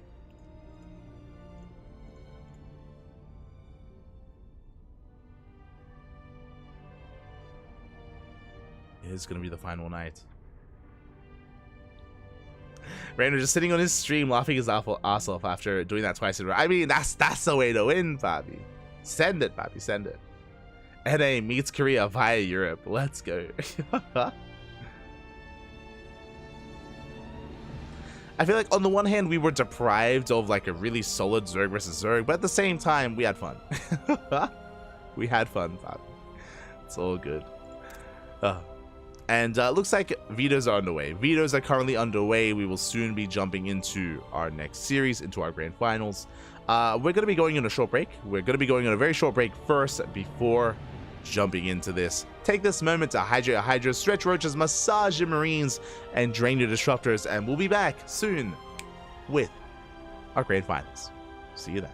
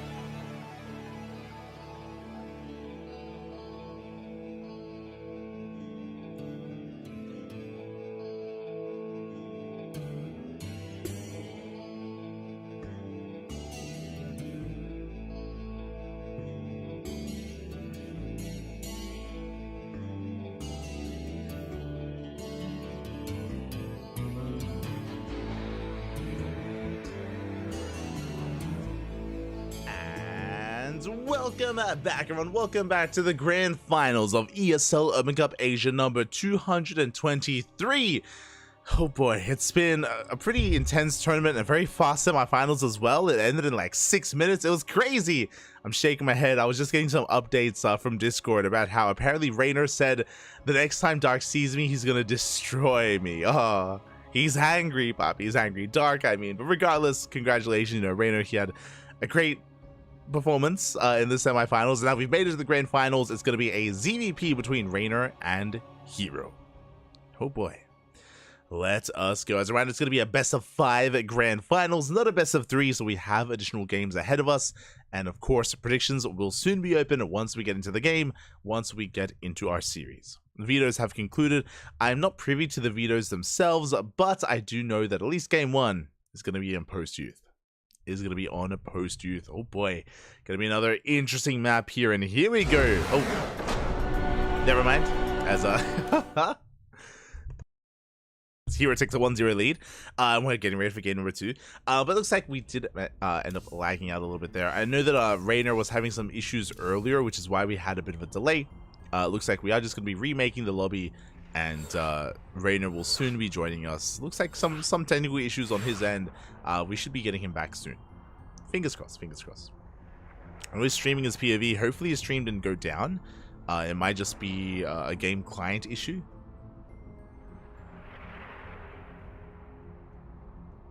Yeah, just catching up. Looks like his game did crash. This game did crash. We are going to be remaking and diving on in. Let's go. Rip my point. Ah, the points, Pappy, the points.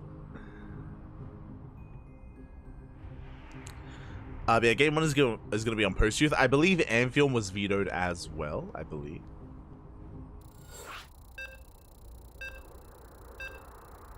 Okay, you can hear the beeps. We're going to try once again to load into post-youth. Hopefully this time we're able to all stay in game and we don't lose anyone. That's a fingers crossed, fingers crossed. I'm just waiting for the game to start, then I'll open up predictions. We're getting there. We are getting there. See, as a Dane, I must protest. Max Pax is the best. You can make the argument. You can make it. I'll contest it. You can make the argument though. Won't stop you. And here we go. We're spawning into game number 1. And if you are in the chat, predictions are open. Place your bets on how you believe this series will unfold. Best of luck in those predictions. As we're getting into game 1 and spawning in the bottom left-hand corner of post-youth, we have our South Korean Protoss player. The blue Protoss, the best Protoss in the world, representing CranKy Z Gaming, DKZ. It is Hero. And spawning in the top right-hand corner, we have his opponent. We have the Italian Zerg player, the red Zerg representing Basilisk. It is Rainer. Of course, Rainer has been now in Korea for a couple of weeks. Has been staying in Korea for a couple of weeks now. Has been improving, has been laddering, has been on that grind. And you can see already his play has been adjusting over the past couple of weeks as well. Based on what we just saw in that semifinals. He was an animal, Pop. He was an animal. He was clowning. And he clowned all over Dark, and it worked. That's what matters here. It did end up working. And now we're settling into our finals, into our ZVP. It's going to be a hatch first. Hatch gas pool out of Rainer. Going for the standard natural base. Now, oh my god, he's spazzing out with that Overlord. We do have a free pocket hybrid base available to us, and Hero is the first to take his, but I believe Rainer should be saving his as a 4th. Based on the natural base placement, I believe that Rainer may be thinking about taking this gold a lot faster, as we're able to spread creep and establish this gold base a lot easier here based on Rainer's expansion pattern. So an interesting setup here by Rainer. Meanwhile, Hero is set up quite well here on 2 bases. Now, games on post-youth usually go a little bit longer. We have a lot of bases to be taken, and we are quite secure on a 3-base setup. And not just that, but on a 4-base setup, we have gold bases, we have hybrid bases, we have a lot of resources available to us early on. It'd be quite difficult to break a defending player here in the mid-game. So because that, we've seen a lot of late game here on post-youth, but we'll see if that continues to be the case. We'll see what 3rd Rainer goes for. That's what I'm most curious about. So he's going to be droning, saturating his natural. Sure, getting eyes on that would be gold. does end up saturating that natural base for now.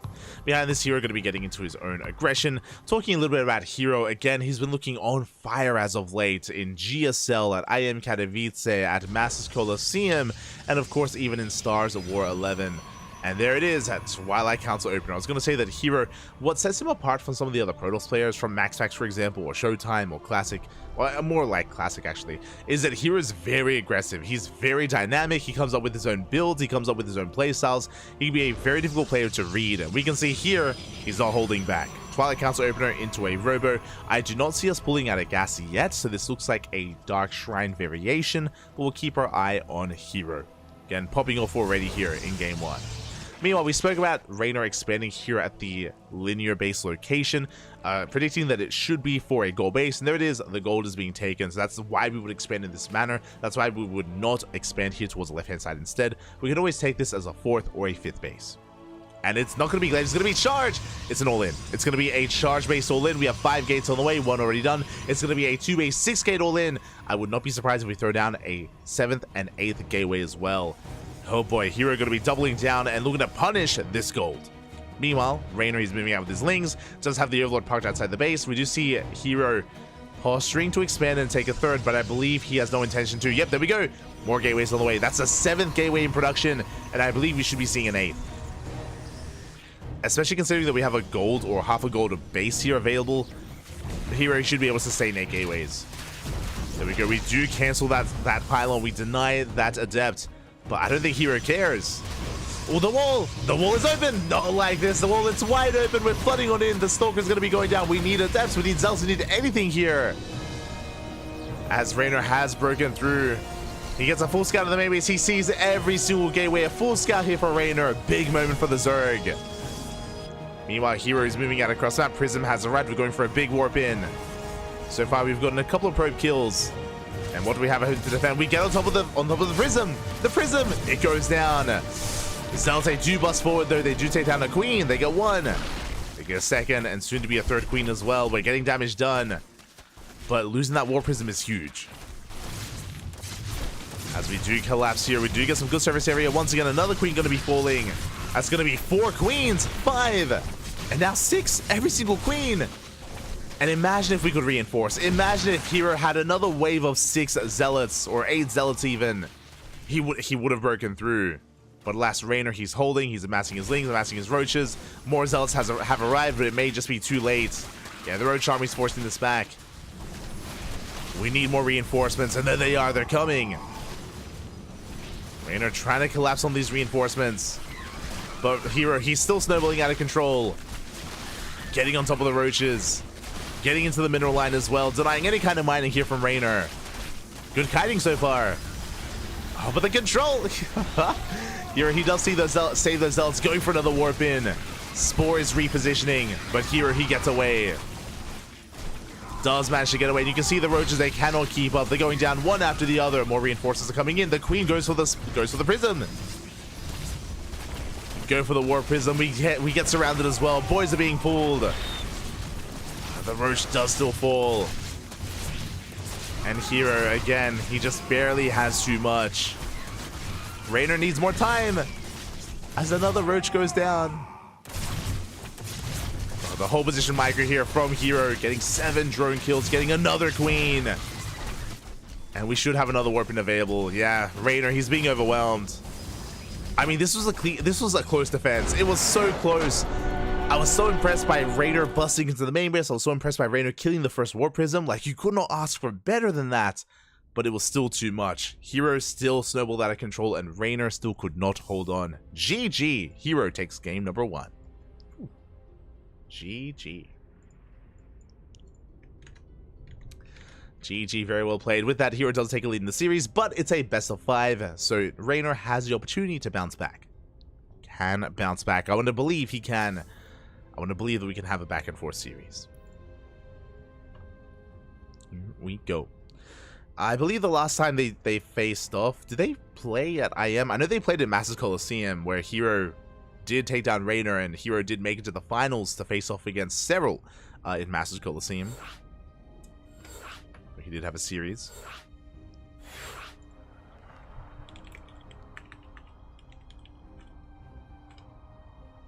When it comes to IM, when it comes to the group stage specifically, I know that Hero was in a brutal group as well.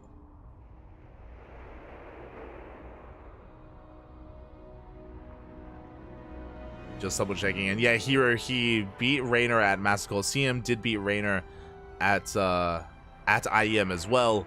So Raynor, he's got a bit of a grudge here. He's looking to bounce back. He's hoping to bounce back here in his historic performance against Hero. We'll see if he can. We'll see if he can. So getting ready for game 2 on Golden Aura. Let's go. Let us go.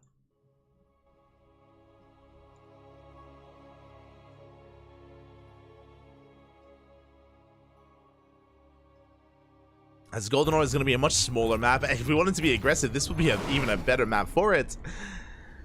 And we'll see if we can get there. As spawning in the top left-hand corner of Golden Aura, we have our South Korean Protoss player, the Blue Protoss representing Dragon Kai Z Gaming. DKZ leading the series 1-0. It is Hero. And spawning in the bottom right-hand corner, we have his opponents. We have the Italian Zerg player, the Red Zerg, representing Basilisk. Down in the series, but not out, not by any means. It's a best of 5. Plenty of opportunity to bounce back here. It is Raynor. I was just checking because we were lucky enough to cast Hero versus Raynor at Master Coliseum and watch Hero versus Raynor at IEM. I was curious if they had played at all outside of those 2 tournaments this year. The answer is no. The answer is no. Hero, those have been the only times they've played against each other so far in 2024 until now. Until this ESL Open Cup. Oh boy. So they haven't played too often so far, and it's been quite close between them. Even though Hero did end up beating Raynor at IEM and at Master Coliseum, it still went to the ace match. It was a best of 7. It went all the way to game 7. So I'm hoping for that here as well, as Hero is going to be threatening a cannon rush. There's no forge, by the way, but he does throw down the pylon.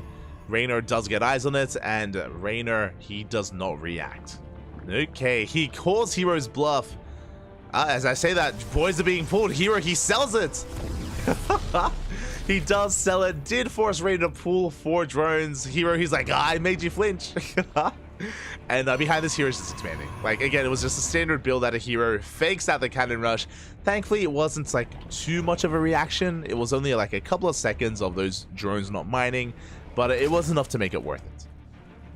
Like, for that many workers not to be mining this early on is pretty huge. So, nice little fake out there by Hero. Again, Hero really sold it when he went back to the pylon with the probe to make it look like he was going to throw down a cannon. The mind games are real.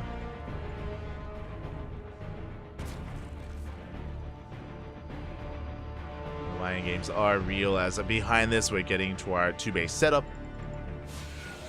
Hero fully walling off actually with the gateway and the cybercore. I believe that's a full wall off. Very interesting, and I'm curious what kind of tech we're going to be following this up with. And there it is, Twilight Council. Once again, an aggressive build out of Hero. Like, if you wanted standard games, watch Showtime, watch Max. If you want some chaos, that's where Hero comes in. Ling is going to be going down. We delay the 3rd base with the pylon block. The Adept is here as well. Raynor, he's contained to 2 bases. Yeah, drone forced to go to the triangular 3rd instead. Should be able to expand, but a much more exposed 3rd base here. A little bit more awkward. And delayed. Hero will confirm, but again, that was a nice denial earlier. Does threaten a dive. Back at home. Okay, we have a... Oh, never mind. I was like, do we have a hole here? I believe we don't, right? Yeah, no. it's a full wall. The probe can't come back in, and we do not pull out of gas, so this is going to be... this is going to be a Dark Shrine. It's going to be a Dark Shrine here from Hero. If it was Glaive Adepts, we would have pulled out of gas at some point, but we stay in. And this should be a macro build, but I'm not so certain with the full wall off. Like, we're being sold a different story here. Stalkers looking exposed. Lings, they do come in. They're going for the drone. They won't get it. Good positioning out of Hero. Additional Lings have arrived. Now, with this, traditionally, we would be seeing some DT harass into Archons into a 3rd base. It should be leading to a 3rd base into the mid game. But it's Hero that we're talking about, so I'm never fully convinced. As there we go. He is indeed going for that third. Making use of that probe. Is expanding. Lindsay do come in. So far, good defense out of Hero.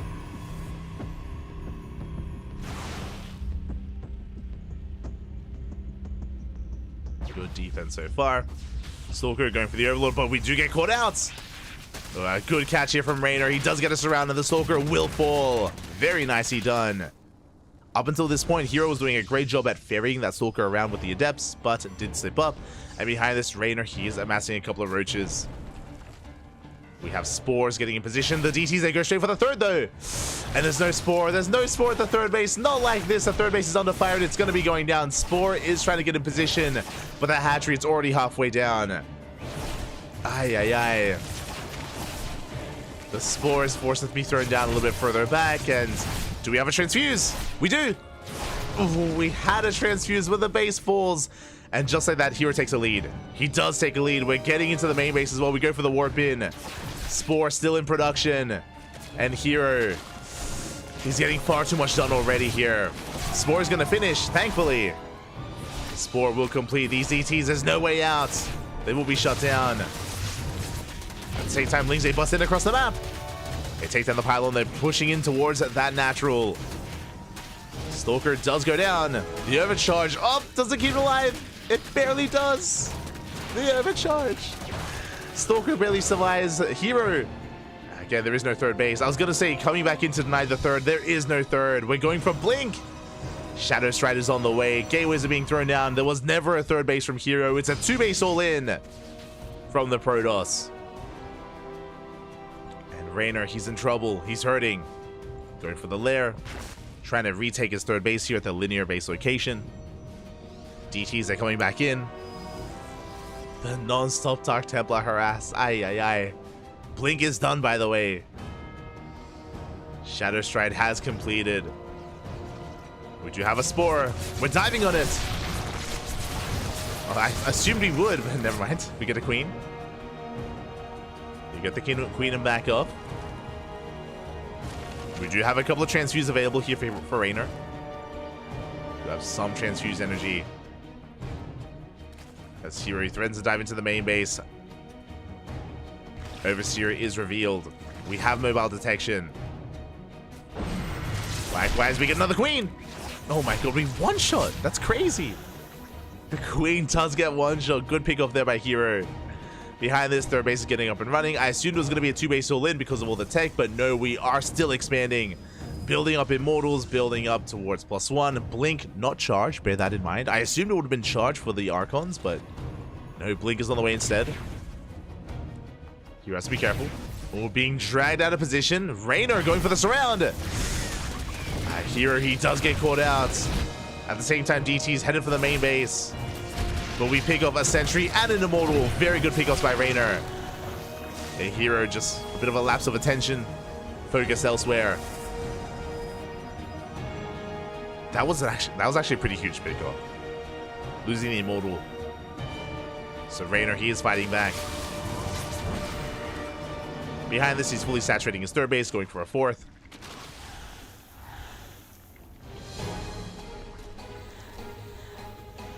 Immortals are pushing out. Hero being a little bit bold with his army. He is spotted. You see Raynor taking him very seriously.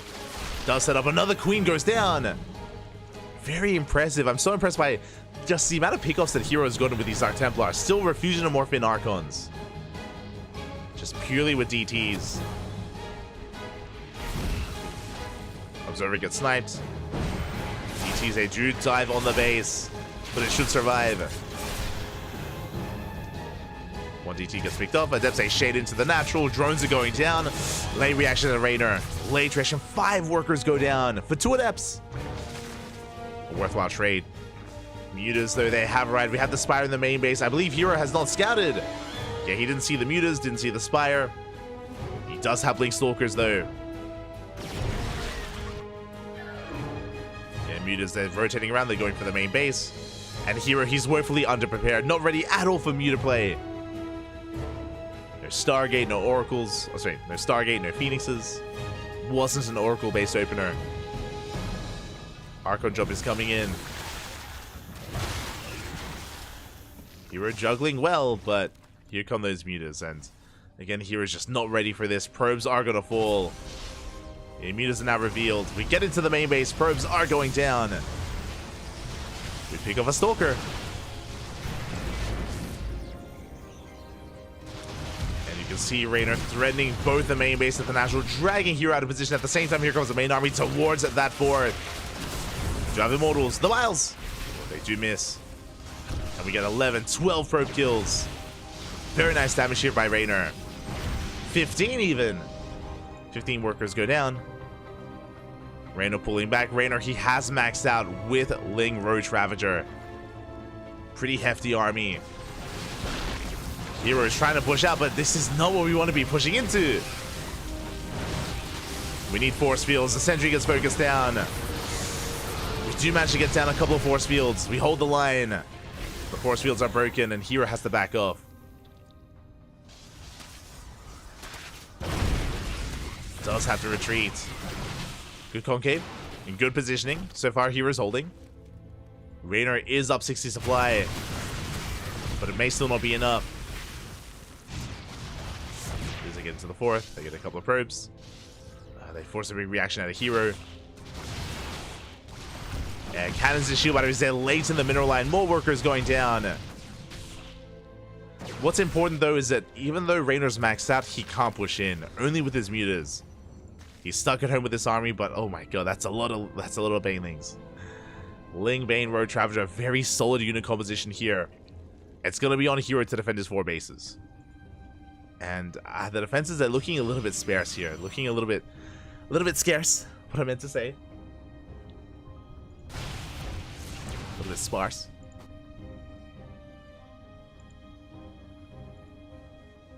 We are trying to saturate our bases, cannons. I mean, again, we're lacking SimCity here at the third. That's the biggest issue right now. Like, how do we stop a Baneling run by? Speaking of, we're pushing. Raynor is moving out, still has the supply lead, still has the advantage. Has all the map control he could ever want. But he's actually sending his entire army towards the main force of Hero. Okay, there we go. We're splitting up a couple of Banelings. Heading towards that mineral line. Mutas, they do come in. And do we have anything to defend? 2 cannons and a shield battery. Do we have a reaction? We do. Banelings, they take down 4 probes. Good defense here by Hero. Good defense so far. No storm, by the way. Banelings, they crash into the side defense. Pylon goes down. Shield battery as well. And we just go straight for the Nexus. The Nexus does fall. And that's worth it that's worth it for Raynor. At the same time, mutas are wreaking havoc in the back line. And Hero, he may just be forced all in. He may just have to send it here and now. He's down a base. Mutas, they're still popping off. They're still killing more probes. 11 probes go down. And Hero, we have to keep pushing. There's no other way about this. Now, he does have a comparable army to his opponents. Does have a comparable army. We're amassing more Banelings. God, that's a lot of Banelings. How well can we split? Hero, the Immortals are exposed. The Immortals, they are exposed. Another wave of Banelings on the way. We're getting on top of the Immortals. Hero, he does juggle though. Does preserve as many as he can. As we crash into those Stalkers. Yeah, and Hero, he's being cleaned up. Raynor, he does overwhelm. Just down the army. That's all that Hero had left. GG gets called, and Raynor, he fights back, tying up the series 1-1. GG. Let's go, Poppy. Let's go. We're going to a tied up series. It's still best of 5, still plenty more games ahead of us here, but a solid game there out of Raynor. I mean, Hero did very well harassing early on. He was doing an amazing job with his DTs, killing bases, sniping queens, killing drones, but the mutas got unscouted. That's kind of what it came down to. The mutas, they got unscouted and they wreaked havoc. They got so many drone kills. They were keeping Hero busy, and they allowed Raynor to max out, to gain map control, and to make sure that Hero could never get his 4th base up and running. Could not expand, could not get his 4th, It was just hit over and over again. Eventually, Reynor did just overwhelm. GG. GG, well played. We have a tied up series and we're getting into game 3 on Alkyone. Let's go.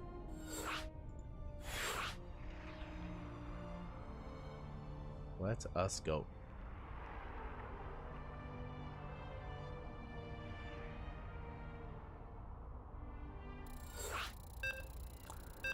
Catching up in the chat. Are these the finals? Yes, these are the finals.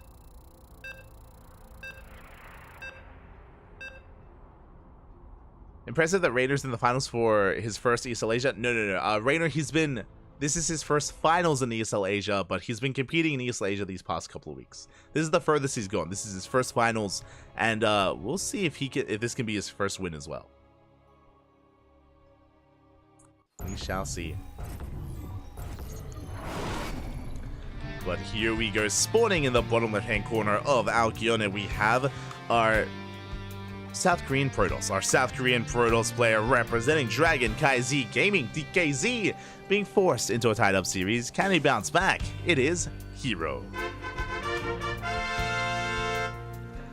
And spawning in the top right-hand corner, we have his opponent. We have the Italian Zerg player, the Red Zerg representing Basilisk, tying up the series 1-1. Can he keep that momentum going? It is Reynor.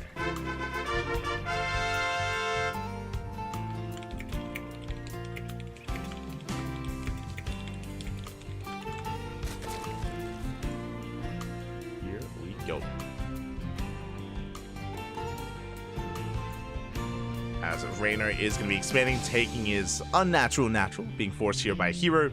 And we've spoken about this map before, Alkyone, how again there are a lot of kind of macro aspects of this map to get into these longer games, to establish yourself on 3 and then 4 bases.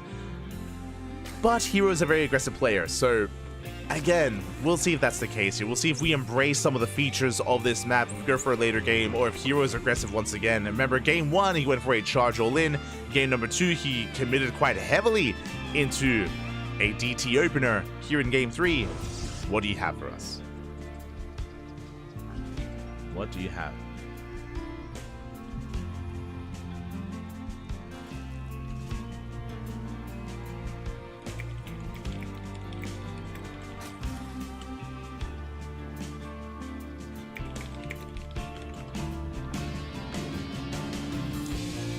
We are settling on in.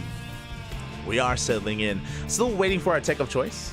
Still waiting for our tech of choice from Hero. Whether we go for another Twilight Council or a Stargate, a pylon has been thrown down here in the main.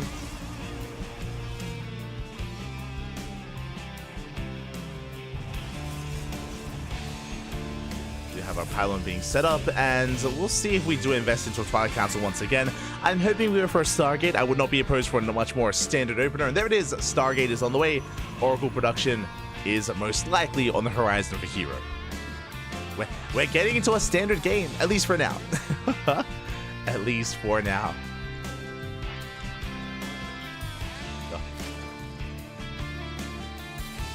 Reynor likewise just saturating his natural, working towards his 3rd. This time he will not be delayed. Remember, that was also something that Hero was able to accomplish on Golden Aura. Again, Hero's early game was disgusting last game, but again, now we're just calming things down. We're easing our way into game 3. Despite the chaotic nature of this series, so far everything is looking by the book. Likewise, Reynor is spreading out his creep. 3rd base is now on the way at the natural location. First Oracle's in production. And this should just be a triple Oracle opener into a Stargate from Hero. From there, we do have a couple more options with how we want to approach this, whether we want to go into Charge or Blink Stalkers, whether we want to go tech heavy or more aggressive with Blink Stalkers instead. Hero has options. Speaking of, he does throw down his 2nd gateway in the main. Does throw down the 2nd gateway. Oracle moves out to shut down the Overlord. Looks like Hero, he's more concerned with shutting down the vision before getting across the map. Ooh, as the first Adept is going to be forced back home. And what does fall? Lings, they threaten that 3rd base. But Hero's in position. Hero, he will defend.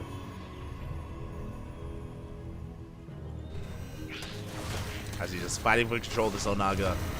And there we go. The first Oracle is moving out. Now, Rainer should be ready for this. He does have 3 queens at the third base. He's got 2 queens in the main. Spores are on the way.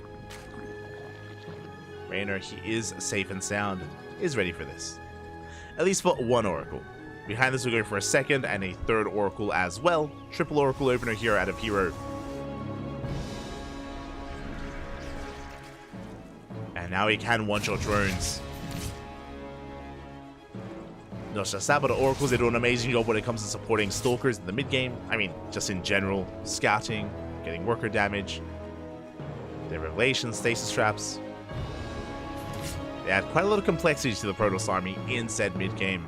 And there's that transition. Twilight Council on a Forge should be +1 and Blink. Can be +1 in charge. This hero is going to be pushing. Again, with that faster second gateway, he has been able to get up in towards 6 Adepts.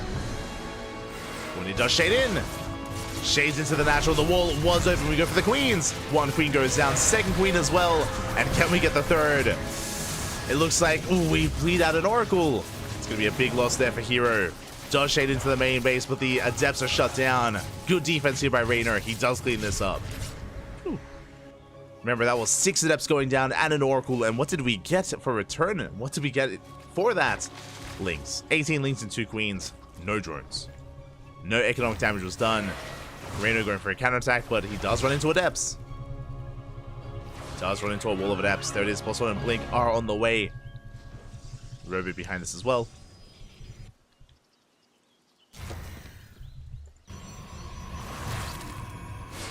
And Hero, he's going to be having to calm things down from here. Still trying to be active with these vanilla Adepts.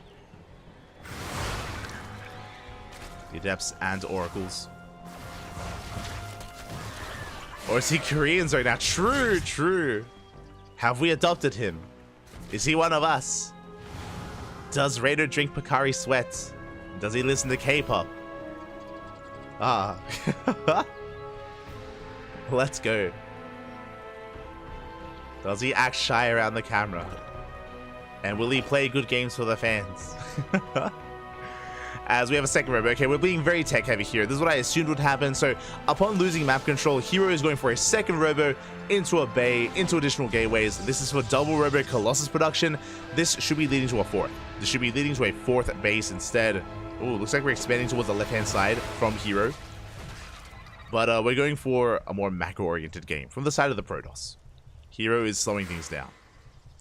Meanwhile, Rainer likewise is droning up. We do have an infestation bit on the way. That's going to be for Hive Tech, getting up to 4 bases as well. The game will progress. And for the first time this series, we're going to have a back and forth mid-game. Up until now, we've had a lot of aggression and it's been very chaotic. We haven't been able to really sink our teeth into a back and forth game. But here we have it. There's that 4th Nexus. There are 2 Colossi. Now, there is a bit of a power spike when we get up to 4 Colossi. We could try to move out with 2, but I believe that's going to be before Extend the Lands finishes. So Hero's going to have to wait for that. You can see him being as active as possible with these Oracles. Gets 3, 4 Creep Tumors. Pretty good damage. So he does threaten the Mineral Line as well. The Queens are out of position, by the way. We get 2 drones. We move back off. At the same time, a big link counterattack where we are in position. Hero holds. Does hold. Now, as Hero's getting into robo production, as Rainer's going for a bit of a roach counterattack, and he's going to be running into quite an army. Rainer, yeah, he has to back off. Doesn't want to commit into this. Rainer, he's taking up into a Hive and Lurker Tech. It's going to be Hydra Lurker Viper here from Rainer. But he has triggered a counterattack from Hero. Yeah, Hero looking to chase down as many of these roaches as he can. Gets on top of the active tumors. Gold base is on the way for Rainer. But it looks like here he's waiting for his next wave of Colossi. We have Immortals on the way as well to support him, to help deal with those roaches. Rainer, he is pushing forward, trying to be proactive, forcing back the army, trying to maintain his creep. So the creep is spreading. But Hero, now he's hit his stride. Now we've hit that power spike. All 4 Colossi. The gold base, we're not going to get it up and running. It's not going to be mining. We do lay siege upon it. Raynor trying to engage. Vipers are on the way. But again, he still needs more time. He still doesn't have his lurkers. Raynor, he needs more time here to get into lurker tech, to get into his Vipers. Hero hitting Raynor just before he's ready. Vipers have made it. Raynor going for a surround. Well, at least trying to. The Colossi pull back. One of them getting very low. But Hero, he's gaining ground. He breaks through the defensive line, gets on top of the Queens. And again, we have Vipers, but no lurkers. Then we get 3 lurkers are on the way. We have a yoink. We have an abduction. We do yoink 1 Colossus. We blink on forward as well. On top of the army, boys are being pulled, lurkers are being focused down, and it looks like Hero, he has too much. He's breaking on through. Snowballing out of control. Raynor, he's barely trying to hold on, but he doesn't have enough. GG gets called, and Hero takes a lead in the series at 2-1. GG. We spoke about it, but the power spike does come in when you hit 4 Colossi, and Hero, he was able to push in just before the lurkers were ready, just before the Vipers are ready as well. Raynor, he was stuck with Roach Ravager. Not just that, but if you remember, Raynor triggered that counterattack by pushing out a little bit early on with his Roaches, and did bleed out a couple of them, and that was the beginning of the end. That was the beginning of the push for Hero. Hero, he saw an opportunity, he went for it. Again, Raynor, he just needed a little bit more time. 1 more minute or even 30 more seconds. He would have had Vipers full of energy. He would have had a wave of lurkers. The game would have gone on.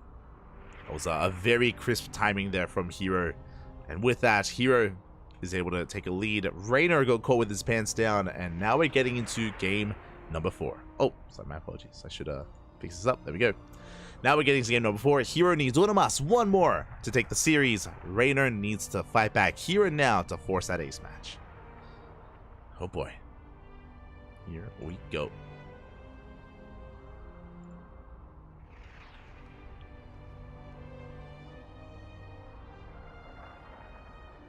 Here we go. As we are loading in. And our next game is going to be on Ghost River. Ooh, a very interesting map. Those that are curious, Ghost River is the shortest rush distance map in the map pool. 31 seconds from main to main. Even less from natural to natural. Oh boy. So it does not take long at all to get across the map. Aggression is favored here. And who is going to be the aggressor? Oh boy. Let's go.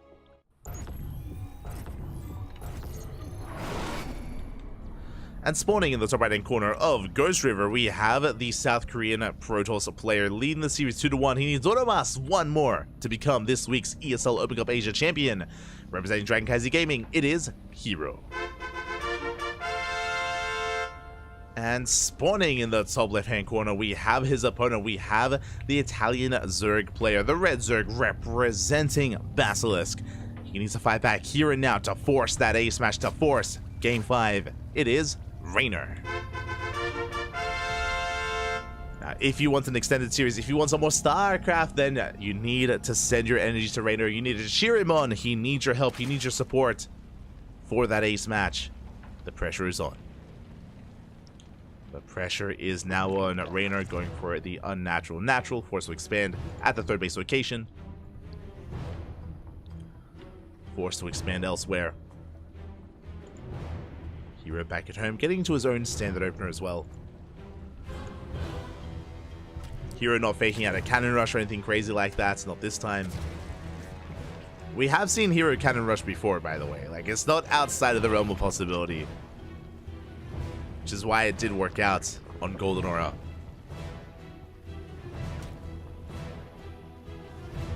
So now Hero just being an annoyance. Getting eyes on the opener, getting eyes on the tech. Delaying some mining time from those drones. And it'll be worth it as long as we keep the probe alive. Ooh, as again, we're settling into Ghost River. Again, the rush distance by ground very short. You can see natural to natural. It's a screen away. But the upside here when it comes to the defending player is the ramp. Like, this is a very narrow choke point leading into the natural base. The 3rd is more exposed, to be fair. 3rd is a little bit more exposed, a little bit more vulnerable. But we have a lot of high ground. We have a lot of points of elevation here to make use of. If we're able to scout to move out, if we're able to get eyes on any pushes, then we can defend, we can get in position, we can have that advantage. Raynor is going to be rotating over towards that natural. And it is going to be a Stargate opener from Hero. Do you have that Stargate opener? Should be leading into Oracles, I imagine. Void Rays are always an option, but let's see what he does go for. Again, the probe trying to get an eye on the third base, trying to delay it if at all possible. He's going to be zoned away. Big speed is on the horizon. Adept has arrived as well. We won't be able to delay the third base though, as we have already taken it. And the game should settle from here. I mean, sure, Hero, he's going to be threatening that main base, but he shouldn't be able to commit. Ooh, as he does. Only 2 Lings here, by the way. There we go. More do spawn in. Yeah, just in time. Hero, he will back off. Link speed is on the horizon. Before Link speed finishes, Hero needs to get the hell out of here, but he does reinforce with a second Adept. Now he's making his way out. He's checking saturation at the natural. Doesn't commit to the shade. He's racing back home as Link speed finishes. Here comes the Oracle. Okay, the Adept is safe. The Adepts are safe. Again, if the Links try to surround, we have the Oracle to support them. Don't go back home. Raynor, he's checking for the third base. And he will get eyes on the probe. Yeah, the probe is going to be going down. Hero being too greedy. Again, Hero, otherwise we would have seen him come back home with the Adepts. Alas, didn't. Third is delayed. As we shade into the mineral line. Managed to get 1 drone, but looks like the Adepts are finally going to be cleaned up. Clutch transfuse. Ooh, as the Oracle goes down as well. Hero overextending. Leaves out 2 Adepts and an Oracle for 2 drones. Not a worthwhile trade. Losing that Oracle especially. But there is no Spore Crawler, and we do make up for it. Hero, he makes up for the loss earlier, getting 5 drone kills. Before getting the hell out of there. Across the map, Lings applying pressure, being an annoyance. They get on top of the Adept. But this should be cleaned up. And we have our follow-up. It's going to be a 4-gen. Twilight Council +1 and Blink on the horizon. Standard follow-up here out of Hero. Getting into his 4-gate setup.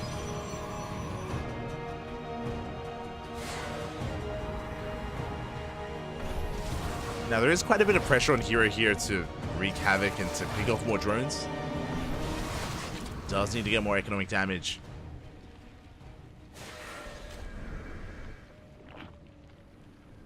So he does threaten another shade. That's a gateway explosion, by the way. We have 4 more gates on the way behind. There's 6 in total. Do we throw down 2 more? This would not be a bad map for a 3-base all-in, by the way. My eyes are on Hero.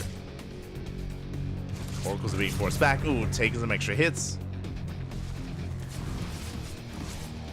Go again, he's on 6 gateways. Adepts are going to be threatening a shade for being forced back. More gateways get thrown down. Yeah, more gateways on the way. It's going to be 8 gates in total. It is a 3-base all-in. I actually brought this up earlier. I think it was in the Creator series, talking about how like 3-base all-ins have kind of fallen off here in PvZ. But Hero, he's going for it. Is going for it. That is going to be the 7th and 8th gateway. It's going to be a mass amount of Stalkers on the way here. Now, usually this coincides with a reinforcement point in the middle of the map. Adepts are being forced back. Hero does turn around. Behind this, Raynor has yet to take up. No Roach Warren. He's going for another base. He's going pure Ling. Oh. He's going pure Ling. No Roaches. Raynor, this is a little bit wild. I am concerned for him. For when Hero eventually pushes out. Speaking of, Hero is pushing. Moving out with the Stalkers. We can see Raynor, he's trying to go into Ling Hydra. Before that, though, here come more reinforcements. Here comes a probe that is for the pylon, for the gateway. And this is a 3-base all-in. The Stalkers have arrived, and again, without Roaches, this is going to be a tough hold for Raynor. It's going to be a tough hold. Lings, they're coming in. But the SimCity, well, the terrain working against Raynor. The choke point is brutal. Specifically this choke point here. Hydras are on the way. Lings are going down at the same time. We try to come in from behind. We try to shut down the reinforcing pylon, but it does stay alive. Stasis Trap on the way. And Stasis Trap does finish. We dive on top of the armor. We dive on top of the queens. Hydras are popping out, but Raynor, he needs more time. Just barely a little bit more time here for his Hydras. Yeah, Lings, they're falling one after the other. Boys are being pulled. Raynor, he's in a lot of trouble. Again, this 3-base all-in from Hero, it's very out of fashion. It's very 2023. We haven't seen it too often as of late. But on Ghost River specifically, it does have a lot of power. The Hydra count is getting higher. Raynor, he has a little bit of breathing room here. Rocks are being knocked down. Now that we've dealt with the Lings, the Blinks are solid. Again, Hero, he's on 9 gateways. And if the Blinks are good enough, he should not be losing any of these Stalkers. Yeah, Lings are going down. Hydras, they are exposed. Expensive losses here for Raynor. And Hero is snowballing out of control. He's breaking on through. The 3-base all-in is hitting too hard. And Raynor, he gets caught out once again. He chose to skip that Roach Warren. He chose to be greedy here. Tried to get away with Ling Hydra. Not able to, did not confirm the all-in. GG gets called, and Hero, he will be taking the 3-1 score here and becoming this week's ESL Open Cup Asia champion. GG. GG, well played. Congratulations here to Hero. Honestly, he used to go for these 8 gates or 9 gates 3-base all-ins very often. It was back in the, God, what was the map pool? 2 map pools ago. I want to say 2 map pools ago at this point. And it was terrifying. It was like a terrifying build. It would often catch a lot of Zerg players off guard, especially if they were skipping the Roach Warren. I think it was back when the Hydras got buffed. I think it was like 2 patches ago when this build was prevalent. But yeah, we haven't really seen this build too often as of late. The last map pool, we barely saw it. But now we're back. Now we're back, specifically on Ghost River, because the map is so small, because the rush distance is so short. It does make sense, especially with that choke point, with that ramp. It is so narrow. Lings, they cannot engage, they cannot surround. You saw how difficult, how hard a time Raynor had engaging at that ramp, and Hero just traded so efficiently. Snowballed out of control. GG, well played. Congratulations to Hero as he does take the series and is our champion this week. My condolences to Raynor, but a really solid performance. Raynor, he did very well, making it this far. He took down Solar, he took down Creator, sorry, took down Solar, took down Rogue, took down Dark, took down basically every Korean Zerg player. I mean, sure, he avoided Shin and he avoided DRG, but every other Zerg fell at the hands of Raynor. Very impressive stuff there to make it here to the finals. But he's up against the best Protoss in the world, so it was going to be a tough series here for Raynor. Hero does come out on top. Congratulations. But again, Raynor, he's improving, right? Like, that's why he's in Korea. He's there to improve. He's there to get better. He's there to get ready for GSL. So I wish him the best of luck in the upcoming season of GSL. The qualifiers are in a couple of days. GSL qualifiers are in a couple of days, so I wish Raynor the best. Good luck.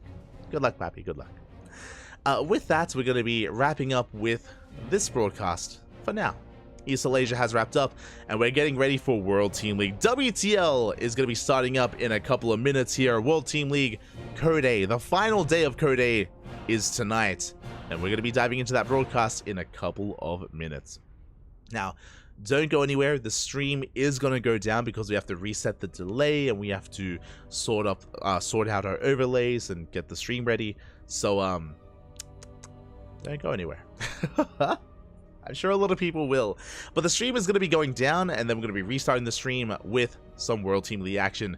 If you want to stick around for some more StarCraft, we got you covered. Otherwise, I believe ESL Pro Tour is starting up in soon, right? Or do we have a break today? We have a break today. Okay. ESL Pro Tour, the EPT Spring is going to be having a break today because of the ESL Open Cups. ESL Open Cup Europe is in 3 hours. 3 hours time, so I'm sure Wardy and Rotterdam and Steadfast and many of the other English casters have you covered there. We won't be casting ESL Europe because I'm going to be sleeping.